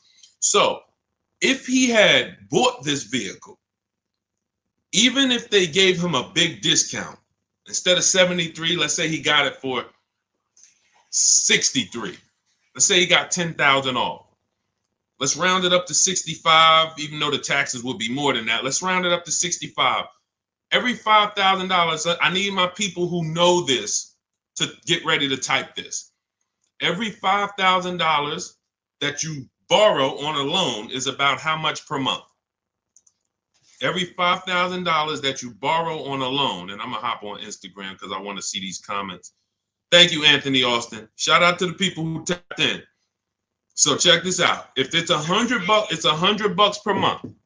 So now, even if they got a new car, a big discount, $65,000, he's paying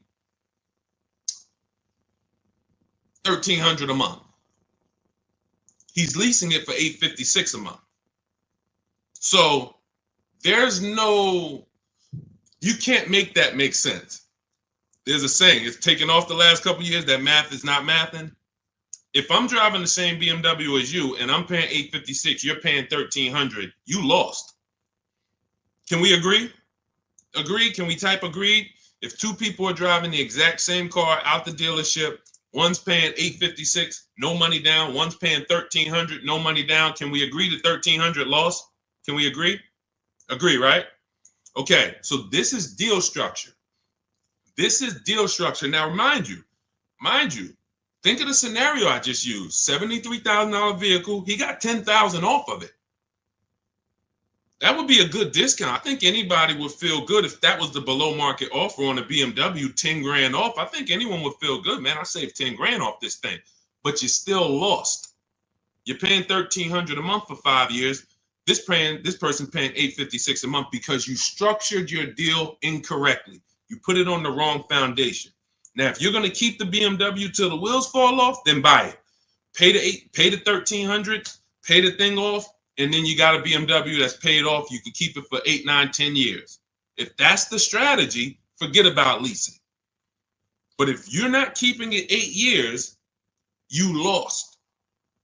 So the biggest thing, Banana Phone, before you think about, oh, let me go get a car, I got great credit and I got 10 grand down, you're going to walk into a dealer, they're going to see you just like blood and sharks looking at blood coming to the ocean. Hey, look at this guy. And you got 10 grand? I want to get all of it.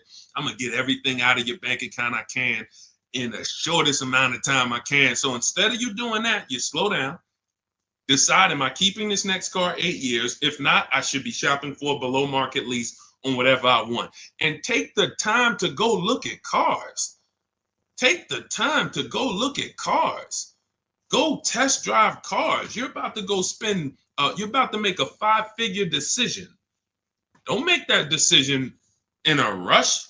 Who'll go into the mall and let them rush them? I wish I would go into the mall to spend $30,000 and they rushing me. Hey, you know, we close in a couple, you know, come on now. So, you know, that's why we're different. You go and test drive these cars. The only thing you want to do on our test drive process is test drive and leave. Get the card.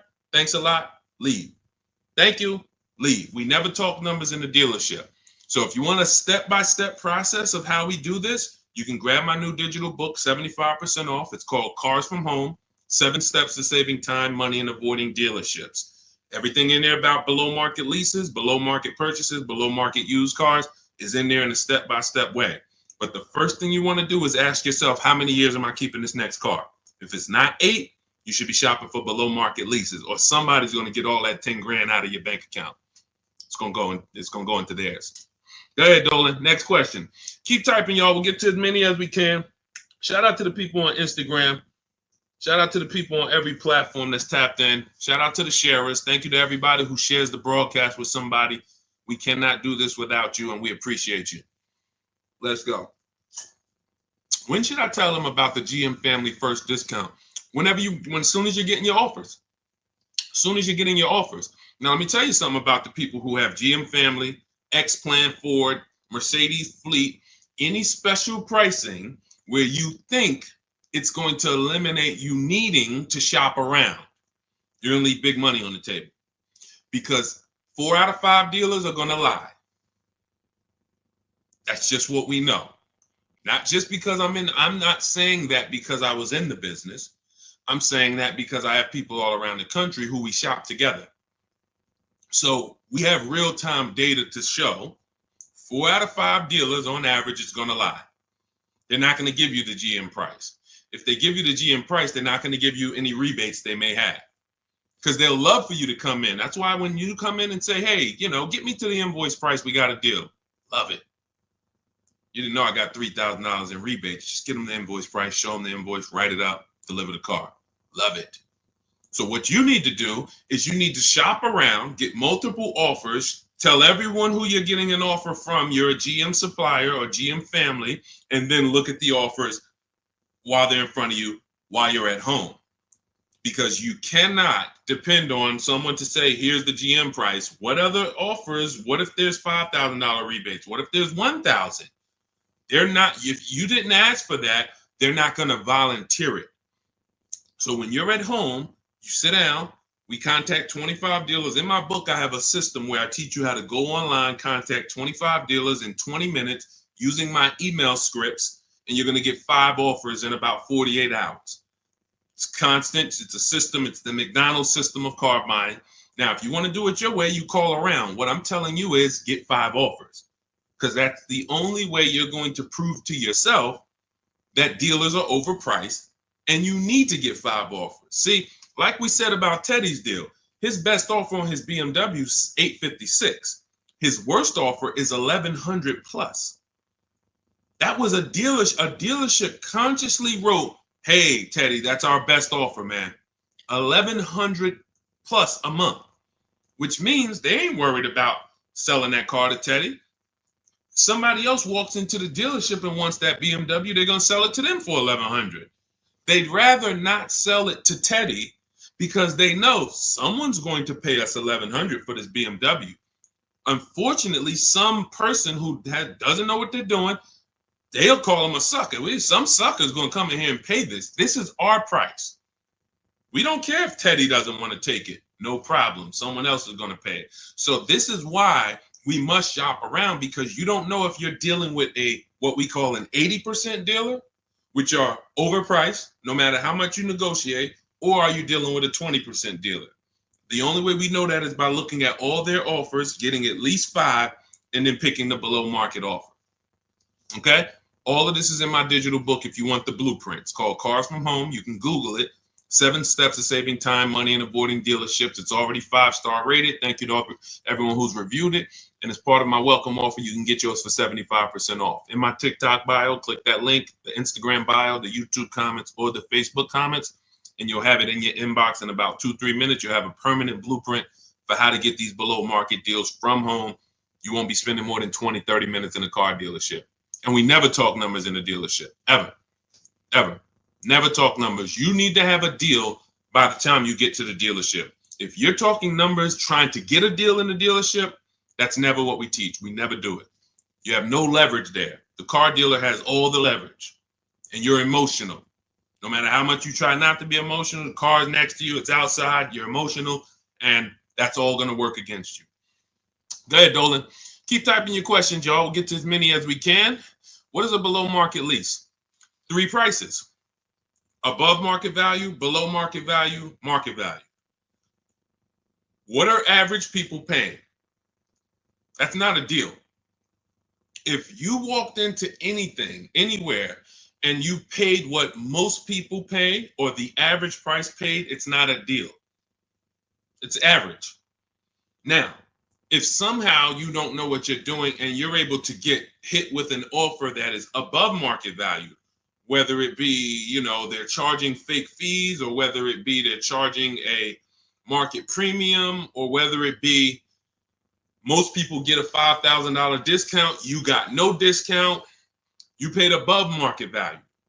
But below market value is you see all the prices, you see the above market prices, you see the market value prices, you see the below market value prices, and then you pick the below market value. On a used car, there's a range. If I'm looking for a 2019 Honda Accord, there's a $5,000 to $7,000 range people are paying for this vehicle. Same car, similar miles. There's a $5,000 to $7,000 difference. And what we do with used cars is we actually get the brand new price, and that's what really helps us to get the below market value. I was shopping for a used Infiniti. I bought an Infiniti truck almost 2 years ago. 4 white ones I was looking at. They were all about 30 to 32,000. All 4 of them looked similar miles. But I pulled the new vehicle. I found out what each one of them was brand new. That made all the difference. That's in our process. Once I found out what they were brand new, I found out one was 46, one was 48, one was 52, and the one I ended up getting was 54,500 special edition. Cameras all around, all types of stuff in it that the other ones didn't have, but they were asking a similar price, below market. So for that, there's steps to get below market pricing. Below market doesn't happen because you want it to happen. Below market value leases, purchases, they're reserved for people with strategy and people who employ competition. You don't get below market deals by negotiating for them. It's competition. Looking at all the competition, you make your decision. You're probably getting below market deals on your TVs you buy, because you're going to go to Amazon, Walmart, Best Buy. You're not going to, but don't you see, whenever we buy these TVs online, don't we see higher priced TVs? Right? Who's bought a TV in the last couple years? Say last 5-7 years, since Amazon has been it's been bigger longer than that, but who's bought a TV? A lot of people, right? Okay, we got a lot of people who bought a TV. When you got your price, didn't you see other TVs that were $200, $300, $400, $500 more?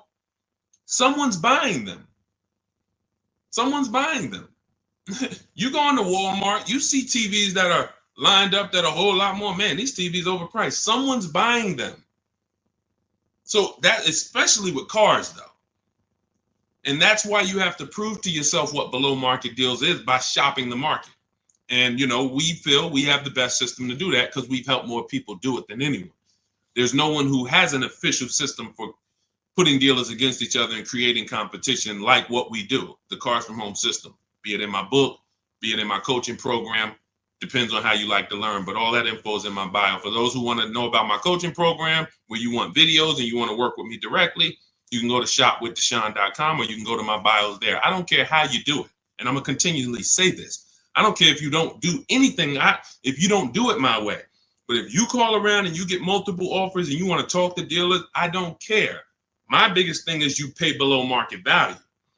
That's all I care about. I'm just going to give you my options on if you want to do it my way without talking to dealers. Here you go. But the biggest thing is do it. Okay? Go ahead, Dolan. Shoot the next one up.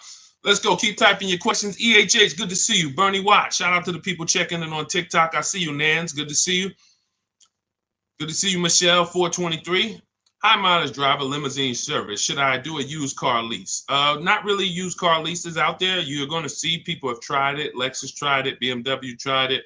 But we can't employ competition because there's not a lot of options. You're going to find that in a lot of cases, used car leases can be, they're made up prices. It's tough. It's hard to know if you're overpaying.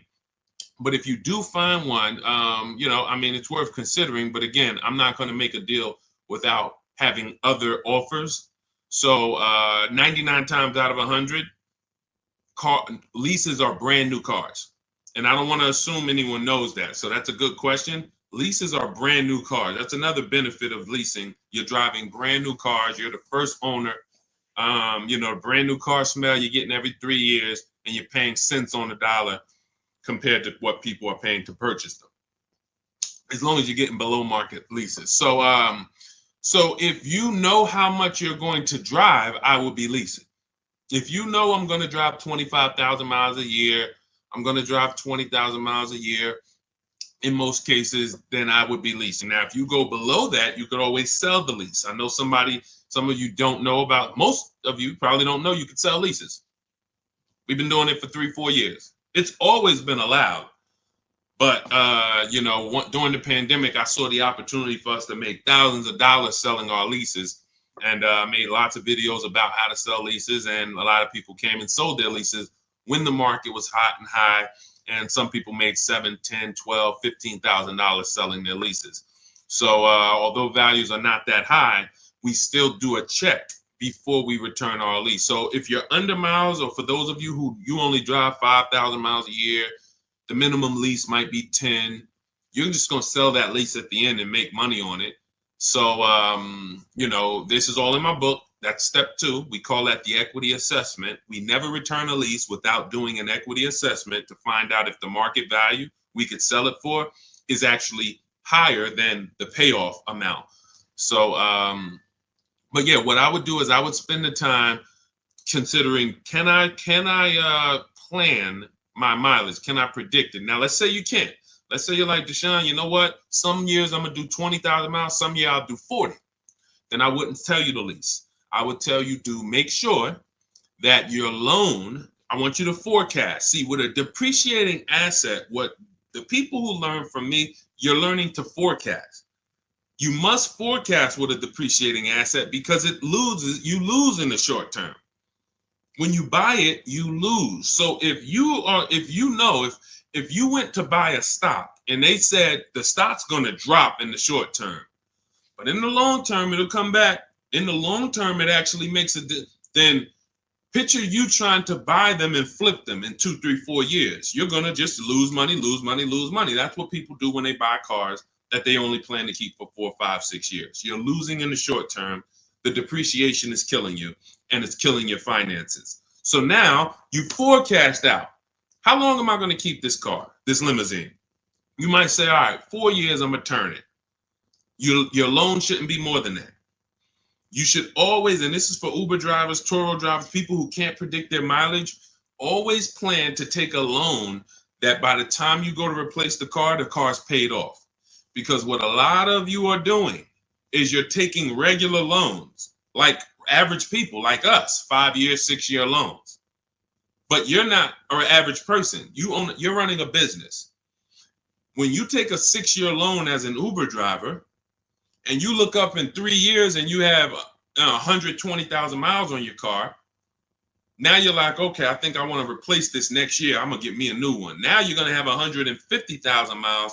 Problem is your loan is still $10, $12, $15,000 that you're going to owe. So you pushed your losses to the back. You looked at the monthly payment. If you'd have just took a 2-year shorter loan, 4-year loan instead, yeah, but the payment's going to be $700 instead of $500. Okay, $200 more a month, but 4 years you have no negative equity. Not only do you not have negative equity, you got an asset that you could probably sell for $5,000, $6,000. Instead of, oh man, all right, yeah, my payment was $200 a month less, but then when I go to replace the car, I got 15,000 negative equity. So you're jumping over dollars to keep the pennies. That's what you're doing. So your loan should match the time where you're going to replace your inventory. Okay? Good rule of thumb. Go ahead, Dolan. Next question. Carla, thank you for sharing. I see you. Shout out to the sharers. Shout out to everybody running the likes up on TikTok. Appreciate y'all. It's just good. I just want to show my appreciation to the people who help move this broadcast forward and help us spread this message. We can't do it without you. That's all I want to just say. Go ahead. Matthew Williams, when buying a vehicle, is your credit score taking a hit? And how often are they checking your credit? So we teach something called the bank bidding war. In my book, when you get my book, you get the bank bidding war blueprint because I haven't added it to my book yet. I see you, Pool73 on Instagram. We got you. Make sure you pull Pool's question in. Dolan, shout out to the people on Instagram. When buying a vehicle, is your credit score taking a hit and how often are they checking your credit? We use something called the bank bidding war. The credit bureaus allow you to actually have multiple banks and credit unions access your credit with a hard pull within a small window of time. 14 to 45 days is what they say. You can Google this and you can prove it to yourself. Now, we don't even want to play with 14 days because I like the idea of making sure if you give me a minimum of 14 days, let's do it in 2 days. Now, they're going to allow you to have multiple people access your credit because they consider that rate shopping. If you're going to get a loan, rate shopping is, I'm going to give Bank of America a chance, credit unions a chance, I'm going to give the dealers, banks a chance, but it has to be within a small period of time. And you cannot go from this dealer, here, run my credit, and then go to this dealer, run my credit. That's not rate shopping. That's car shopping. This dealer here is running your credit, that dealer's running your credit, you're going to get banged out. So what we do is we don't let anyone run our credit until after we've already found the car. See, because the banks don't want you shopping. And my goal is to get you to understand the banks are not your friend.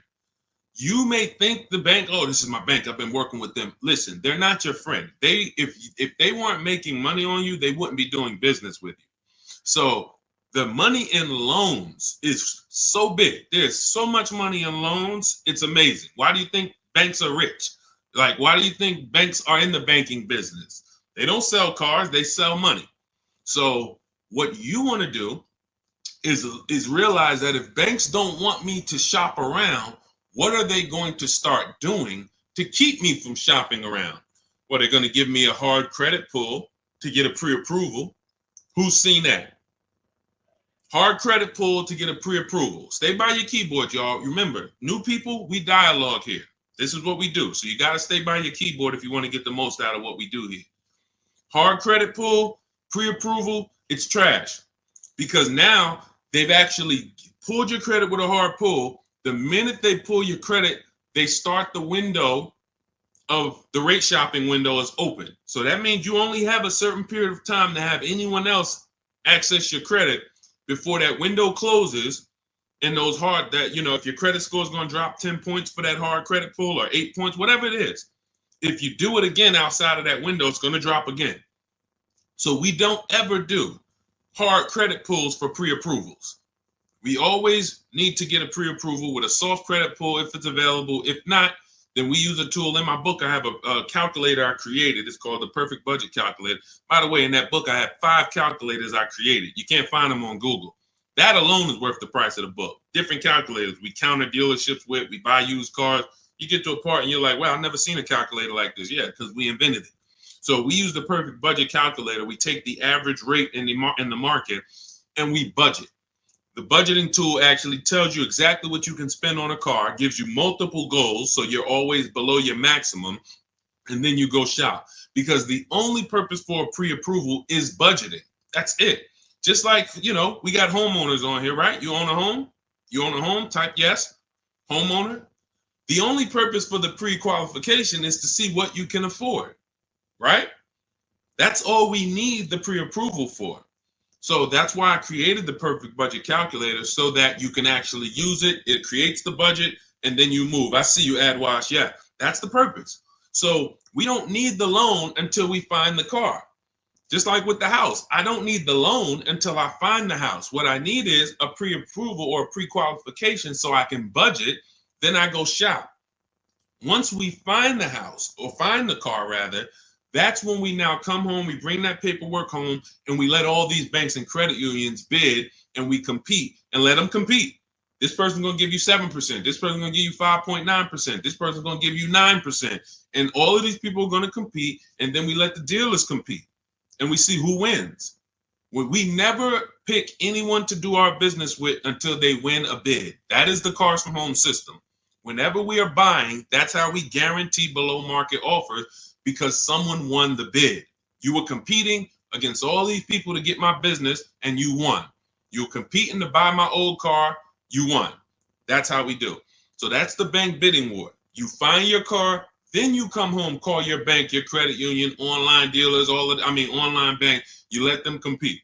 So when you get my book, you get the bank bidding war blueprint. If you want me to spell this out step by step for you, where those of you who are financing, you'll have 3 rounds of the bank bidding war blueprint.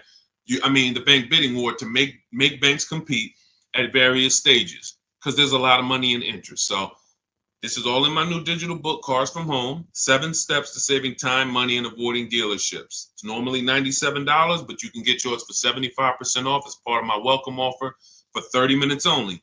Go to my TikTok bio, Instagram bio, YouTube comments, or Facebook comments. Click those links.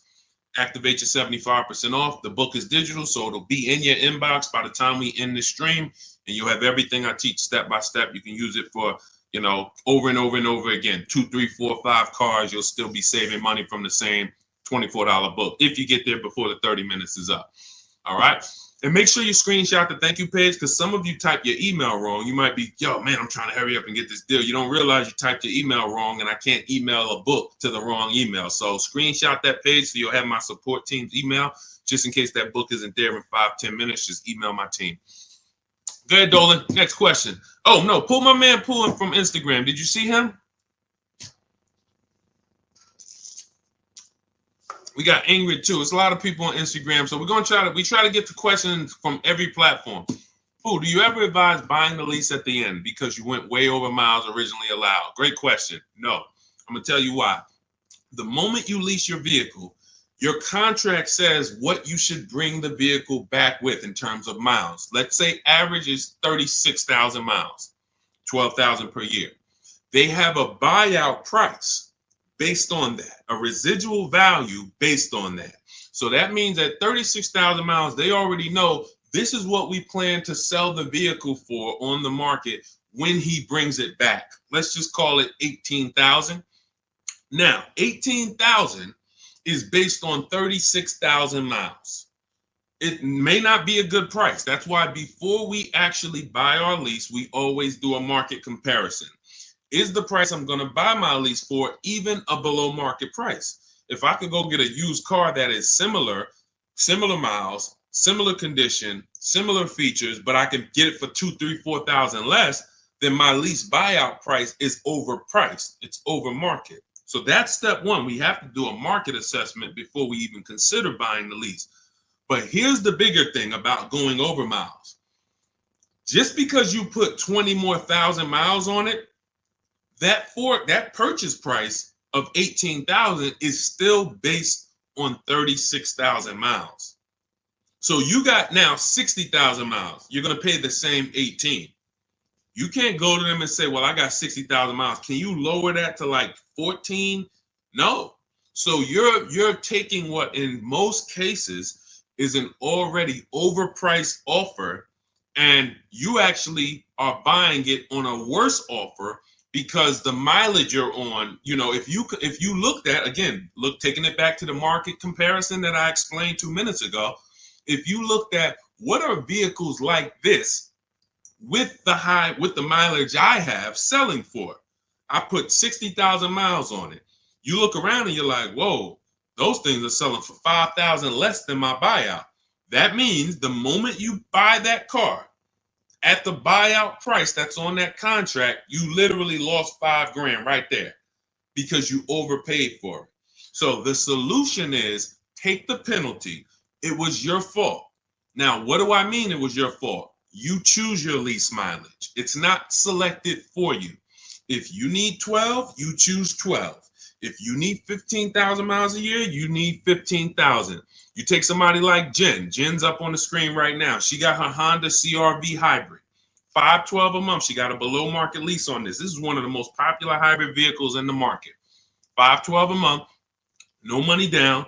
She adjusted it from 12,000 miles a year to 18,000 miles a year. So she's paying $563 a month, $50 more, but she gets to drive as much as she needs to. She's driving 18,000 miles a year for $50 more per month. So a lot of people who you'll hear talk about their lease experience and tell you don't lease, they took the 512. They would look at the lower payment, never adjust it to what they need, and then they end up telling you don't lease because I got a bill for the mileage. No, you got a bill for the mileage because you signed a contract. You said in that contract, I'm going to use this. You had the option at the time of signing the contract to choose more mileage, but you didn't. And then you went over the mileage you drove, so therefore you paid for that. So I would always take the penalty. You can actually do a deal where you actually shop for a car, and the best offer you find, you can actually have them cut a check to the old company. So let's just say I had a $3,000 bill coming, a $3,000 mileage penalty bill coming. I find a car like, let's say I'm shopping like Zafrina. Let's take Ansley. Ansley right here. He got a $58,000 lease on a 2024 QX60. $554 a month. So that's what we call an under 1% lease. You're driving a almost $60,000 vehicle. You're paying $554 a month, no money down. So let's say I got a $3,000 mileage bill. If I'm Ansley, I'm going to shop, get my best offer, and then I'm going to say, hey, guys, I need you to cut a $3,000 check to my old leasing company because I don't want to pay that mileage. Now, what's going to happen is my payment is going to go up because they need to build that into the sales price, but I don't need to come out of pocket with it. I don't need to come out of pocket with it. Now, if you could come out of pocket with it and write it, some of you could actually do a payment plan if you want to do that. That's fine too. But I'm talking to the people who you're like, all right, I don't necessarily want to come out of pocket with the penalty that I'm going to get for the mileage. So therefore, let me actually go and make a deal. So you could do a payment plan for the penalty, or you could just have the dealer you're going to buy from cut a check to the old company, to the old bank on your behalf. They'll build that into the sales price. But you shop for your best deal first. Before you do any of this, you always shop for your best deal, identify the 20% dealer, and then work with that dealer on structuring, hey, how much would it cost me to just have you? How much would it raise my payment for you to cut the check to them? Okay. And also, we do an equity assessment, Pooh. Step 2 in my book. Call your leasing company, find out what your payoff is. Go to our 6 sites, not our 6 sites. Go to these 6 sites we get offers from: Carvana, Driveway, Kelly's Blue Book, Instant Cash, CarMax, Car Gurus and AutoNation, maybe you can sell the car and come out with a lower penalty based on selling the car. Because if you sell the lease, there's no penalty. So, but you know, if you could sell it for 20, but you owe 21, then you just cover the difference and you pay the 1,000. So again, this is how we work with people. There's a reason people work with me. I'm not just a regular guy, and thank God I spent a lot of time learning this business, and I spent a lot of time in dealerships people can't work at. That's really the fact. A lot of the dealers, when I went to Mercedes, Ray Catena, if I hadn't worked at Ray Catena, I wouldn't know this. I went from being a GM salesman to Ray Catena said, listen, if you're going to work here, you know, we don't have finance managers. You're going to be the finance manager. You're going to have to get the customers approved. You're going to have to understand the rates, residuals. This is stuff I didn't do at GM. And so I thank God that was a blessing for me to start my career with Mercedes at Ray Catena. Yankee Stadium, top 3 dealers in the country. You know, so when car salesmen hear me talk, it's like, they don't understand it. And I get it. They're not trained the way I was trained. They didn't work where I worked. They were trained to just go get the numbers from the manager. That's why I could explain this from a financial standpoint. And this is what we do. So if you want to understand more about, you know, you want the step-by-step blueprint, grab Cars from Home, 7 Steps to Saving Time, Money, and Avoiding Dealerships. That's my new digital book, 5-star rated. You can get it for 75% off. It's normally $97, worth every penny. But as my welcome offer to you, you can get it for $24, 75% off if you get to my TikTok bio, Instagram bio, YouTube comments, or Facebook comments before 30 minutes is up. Once 30 minutes is up, price goes back to $97. Welcome offer is gone, and it's still worth it. If I miss the welcome offer, I'd still be grabbing it because, again, the $24, the $97, the thousands you're going to save on just the first car, avoiding mistakes and getting below market deals, you'll 10x. Minimum, you'll 10x what you invest in the book. Minimum. It's not even a question. All right. And let's go, Dolan. Keep it going. Great questions today. I'm really liking this. If you're getting value out of the stream, y'all type some dollar signs. You're getting value out of what we're doing. What's up, Leo? What's up, Rick? Shout out to the people tapping in on on TikTok. Shout out to the people running the likes up. Y'all keep running the likes up. Every time y'all run the likes up, y'all let TikTok know that we're talking business over here and that they need to get more people over here. So every time you tap the screen, some of you like, how do we run the likes up, Deshaun? Just double tap the screen. Just double tap the screen. Yeah, shout out to everybody who is supporting the broadcast. Let's go. Go ahead. All right, and you know what? And I usually give, look, and here's the thing. I'm going to tell y'all this, and I just thought of this. I'm going to give and prioritize answering questions from the platforms that are the most engaged. Because I see we got people on every platform, YouTube, Facebook, Instagram, TikTok. People not engaged and they not, look, I see a lot of people on Instagram commenting, liking, sharing. I see a lot of people here. Dolan, when we see the question, when we see people engaged, because people be sitting back on the, you know, playing video games and got us on the same time. We got to give our attention to the people who like, yo, let's go. We over here. Thank you, Big Mike. Shout out to the sharers. I see you on TikTok. Go ahead, Dolan. All right, here we go. When you lease, can you only deal with that dealership? Well, we never lease without a dealer winning the bid.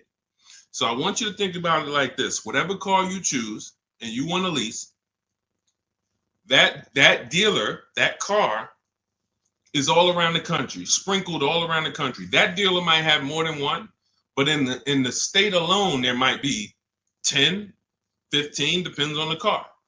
Now, when you look at the car, do you have to realize it's like when you go into the store and you're looking at spaghetti sauce. You go in the ShopRite, spaghetti sauce is $4.99. You go into Pathmark, it might be $6.99. You go into Stop and Shop, it might be $5.99.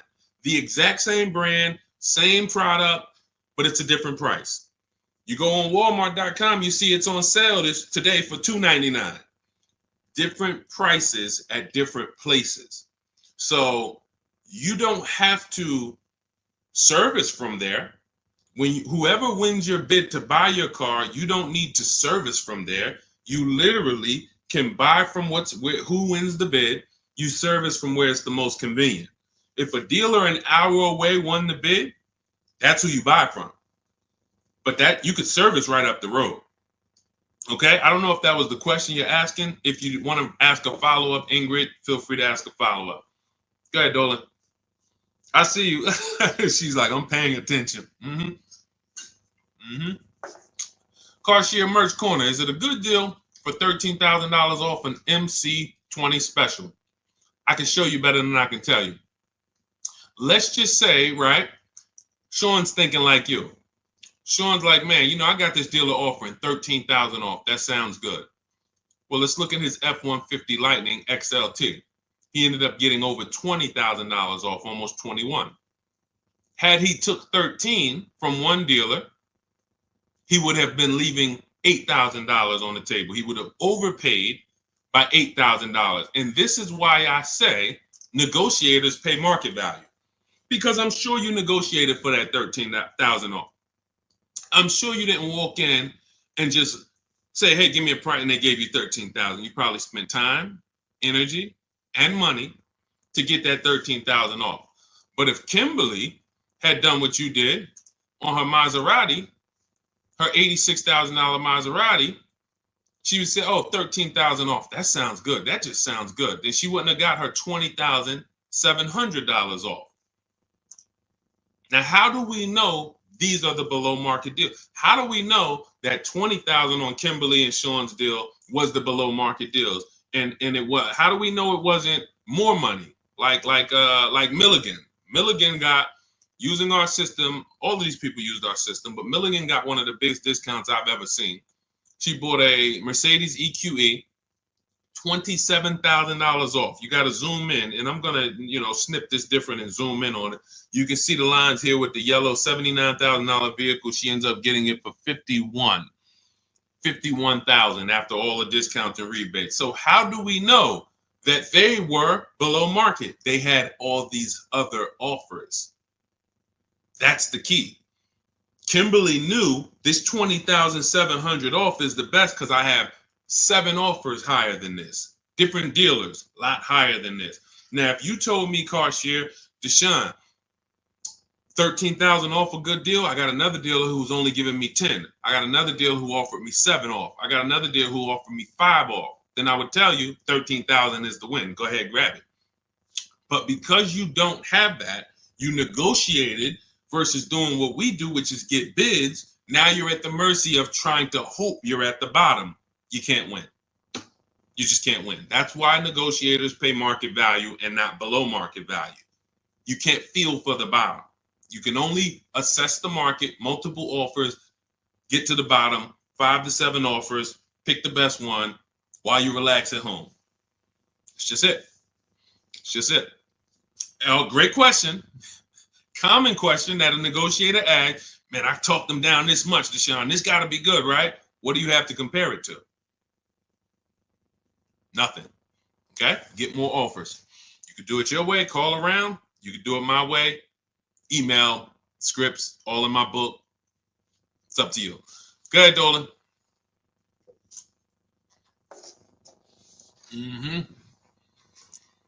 When over on mileage, does it make more sense to sell to a place like CarMax? I'm already over, so at this point, it's pay $7,000 or sell to someone else and have a $2,000 difference. My first lease, hard lesson. Great.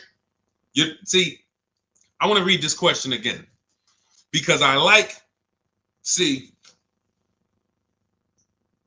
I'm proud of you for even asking this question and coming at this the way you're coming at it, because that's what you do.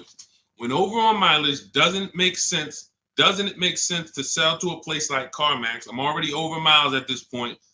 It's pay $7,000. So if I return the lease now, I got a 7,000 mileage bill coming to me, or sell to someone else and pay the difference. In my book, I teach you how, when you have these types of penalties, or in this case, or in other people's cases, negative equity, you want to sell and pay the difference, because that's going to lead to the lowest amount coming out of pocket. So yeah, if you drop off your lease and they bill you $7,000, but you could have just sold it to CarMax and paid the $2,000 difference, way better way to go.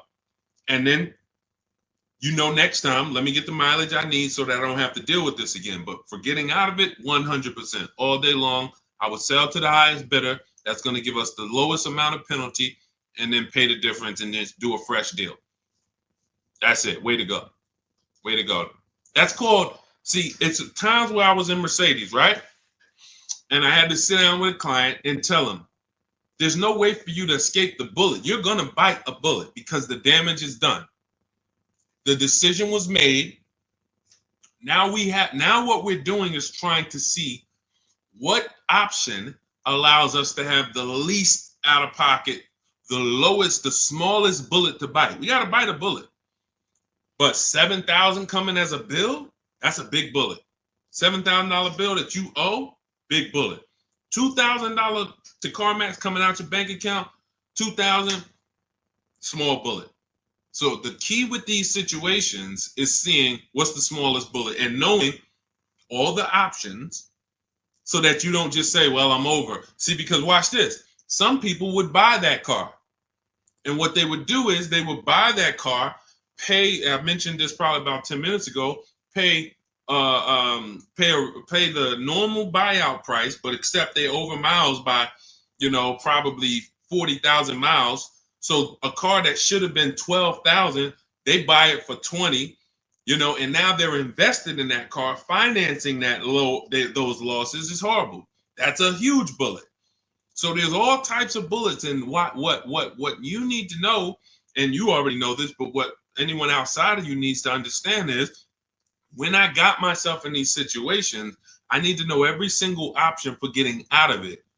Because if I could have paid $2,000, but I paid $7,000, or I paid $8,000 and financed it, that's just ignorance. That doesn't mean I'm stupid. There's a difference between being stupid and ignorant. Ignorant means I just didn't know. I was not aware, and it cost me. Now, Dave Ramsey calls it a stupid tax. I don't call it stupid. I call it you just didn't know. That's ignorance. That's why I make it my business to tell you all the options. In my book, I lay out all the options. And if you choose the wrong one or do the wrong thing, having all the information, now that's no longer ignorance. So great question. Great question. Go ahead, Dolan. Keep typing your questions. I see you, Shake Wash. Thank you. And it's Mercedes to my husband. Yep. As I said, you can do private consultation. Shake Wash. We don't do private consultations. We have two things we do now. We have a do-it-yourself program. That's my book. This is great for do-it-yourself people who, Deshaun, give me the blueprint. Give me all the steps. I will follow them to get the result. We have a done with you program where we work with people directly. And it's a different learning style. So instead of the books, we have videos and we have, I'm supporting people.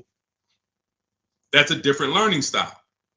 You want to find out about that, you can go to my TikTok bio, Instagram bio, or Dolan will post a link, Shop with Deshaun, in the comments on YouTube and Facebook. So it's all up to you. In the future, we're working on it right now. We've tested it twice. We will launch a done for you program. That's coming. And the way we do it, we shop the entire market. We report the market to you, and then we choose the below market deal. Same thing I'm teaching you to do. So it's all up to, again, who the person is. But our mission was to be the most valuable company to the car buyer.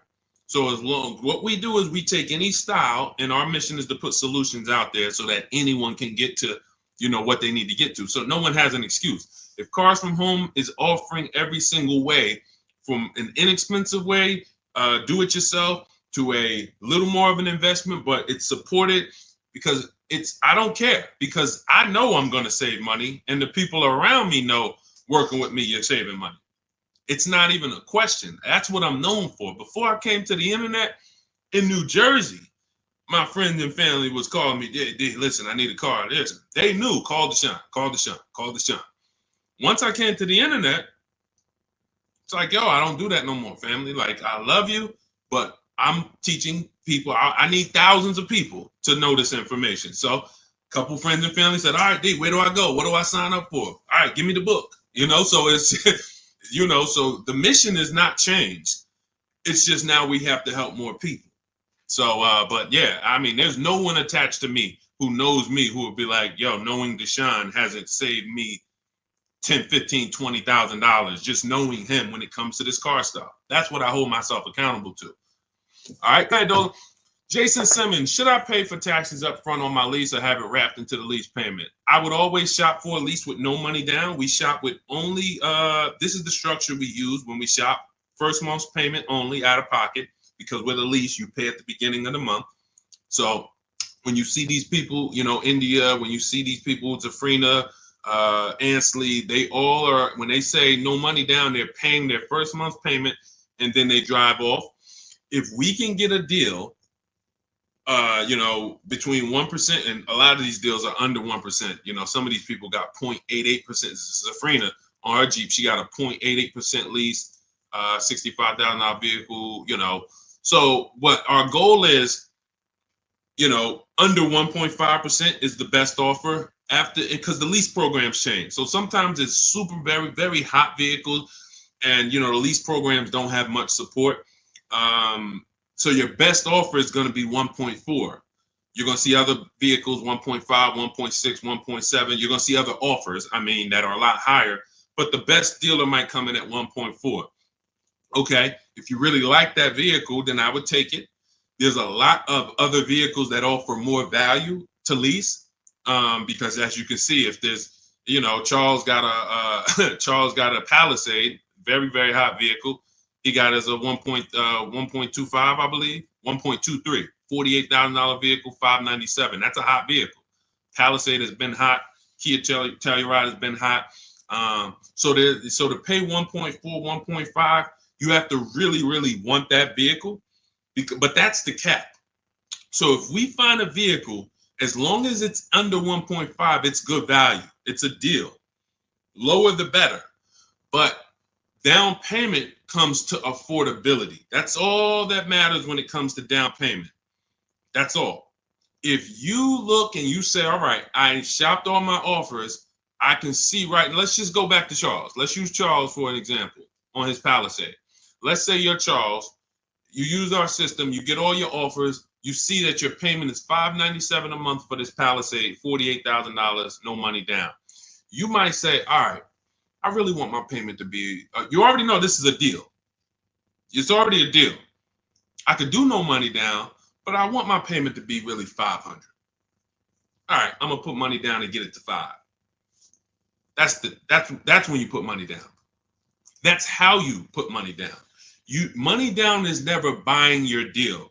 And for too many of you, money down buys your deal, which is not a deal. You think, well, what's the payment if I put this down? You're not looking and basing it off of, man, I got a below market price. You're trying to buy your way into the deal. That's why when a car salesman talks to you, what's one of the first questions they ask you? When you look at a car, right? One of the first questions that they're going to ask you is what? Once you pick a car out, what are they going to ask you? Let's give everybody some time to type. What are they going to ask you? Thanks, AJID. I see you. Thanks, Big Mike. Shout out to the sharers on TikTok. And you know what? I might do this. We might prioritize people that share on TikTok. If you share and then you ask your question, you get first priority. Let me know if we can manage that, Dolan. Because I want to reward the people that share. Like, I want to reward the people that share. Good. Yes, how much you putting down? Now watch this. How much do you want your monthly payment to be? Yes, good one, Shake Wash. That's the related question, because the car salesman wants to see, are you a payment shopper? Am I talking to a payment shopper? A payment shopper is trying to get to a certain payment. They're not concerned with how much the car costs. You could overcharge me for the car. That doesn't matter. Get me to my payment. That's why being a payment shopper is a dangerous way to move. That's why the way we shop no money down, because it allows you to see what you're truly paying for the car. So now when we consider that there are going to be people who want us to get into monthly payments, now they're trying to get us to realize, well, you got a deal because I got you to your payment. No, you didn't. The deal is, did you pay market value, below market value, or above market value, regardless of the payment? If somebody went into a Bentley dealer, if we got a bunch of prices on Bentleys, all of us just got a bunch of prices on Bentley, and we got a $200,000 Bentley, and they took off $100,000, $50,000 off. I mean, 50% off. We'd all be looking like, wow, okay, out of all these offers, that deal, I mean, this is it right here. The payment's gonna be $3,000 a month. The payment has nothing to do with whether it's a deal or not. So when we look at putting money down, it is only for our affordability. The deal process of getting a deal has nothing to do with the process of monthly payment association. Nothing to do with it. We need to find the dealer who's going to sell us the car for the lowest amount of money. If I'm buying a pre-owned car out of a 100-mile radius, what dealer is going to sell me the best pre-owned car for the lowest price on the market? If I'm leasing a Honda Accord, what dealer is going to sell me the Honda Accord within a 100-mile radius for the lowest price? If I'm buying a brand new, Kia Telluride, what dealer within 100 miles is going to sell me the Kia Telluride at the lowest price? If I'm getting a loan, what bank or credit union within 100 miles of me is going to give me the lowest rate on the market? If I'm selling my car, not trading, I got this old car, I need to replace it. I'm not trading it into a dealer. What company that buys cars, pays cash, is going to pay me the highest amount for this old car? Y'all clear? This is bidding. We have a bidding system. That's what Cars from Home is. So if you want to know all of this, you want the entire blueprint, everything that Jafrina and Teddy and Jen and all these people I've showed, Raphael during the stream, have used to get to their below market deals, you want to grab your copy of Cars from Home, my new digital book, 7 Steps to Saving Time, Money, and Avoiding Dealerships. It's normally $97, but my welcome offer to you for the next 30 minutes, 75% off. You can get your copy for $24 if you get to my TikTok bio, my Instagram bio, the YouTube comments, or the Facebook comments before 30 minutes is up. You'll pay $24. Make sure when you get your book, you screenshot the thank you page. The book is on the thank you page. You'll see a link that says open the book below, and I also email you a copy. But sometimes you're just moving too fast. You type your email wrong. We can't email a book to an incorrect email. So if that book isn't in your email in 5-10 minutes, I want you to email my support team so they can get your book to you, and you'll have these strategies for the rest of your life. And shout out to everyone who's reviewed the book. Use it. Make sure you email me your deals when you make them. Send me send me the list. Hey, D, look at what I got, man.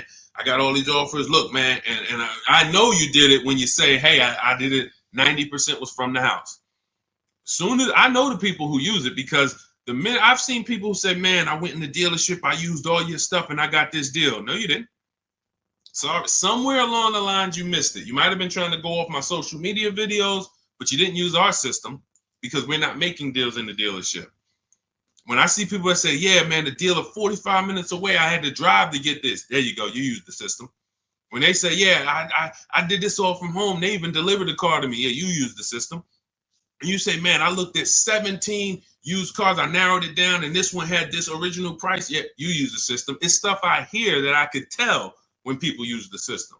So go grab your copy. Shout out to everybody who checked in. We'll see you on another stream. Keep on learning so that you can relearn. God bless.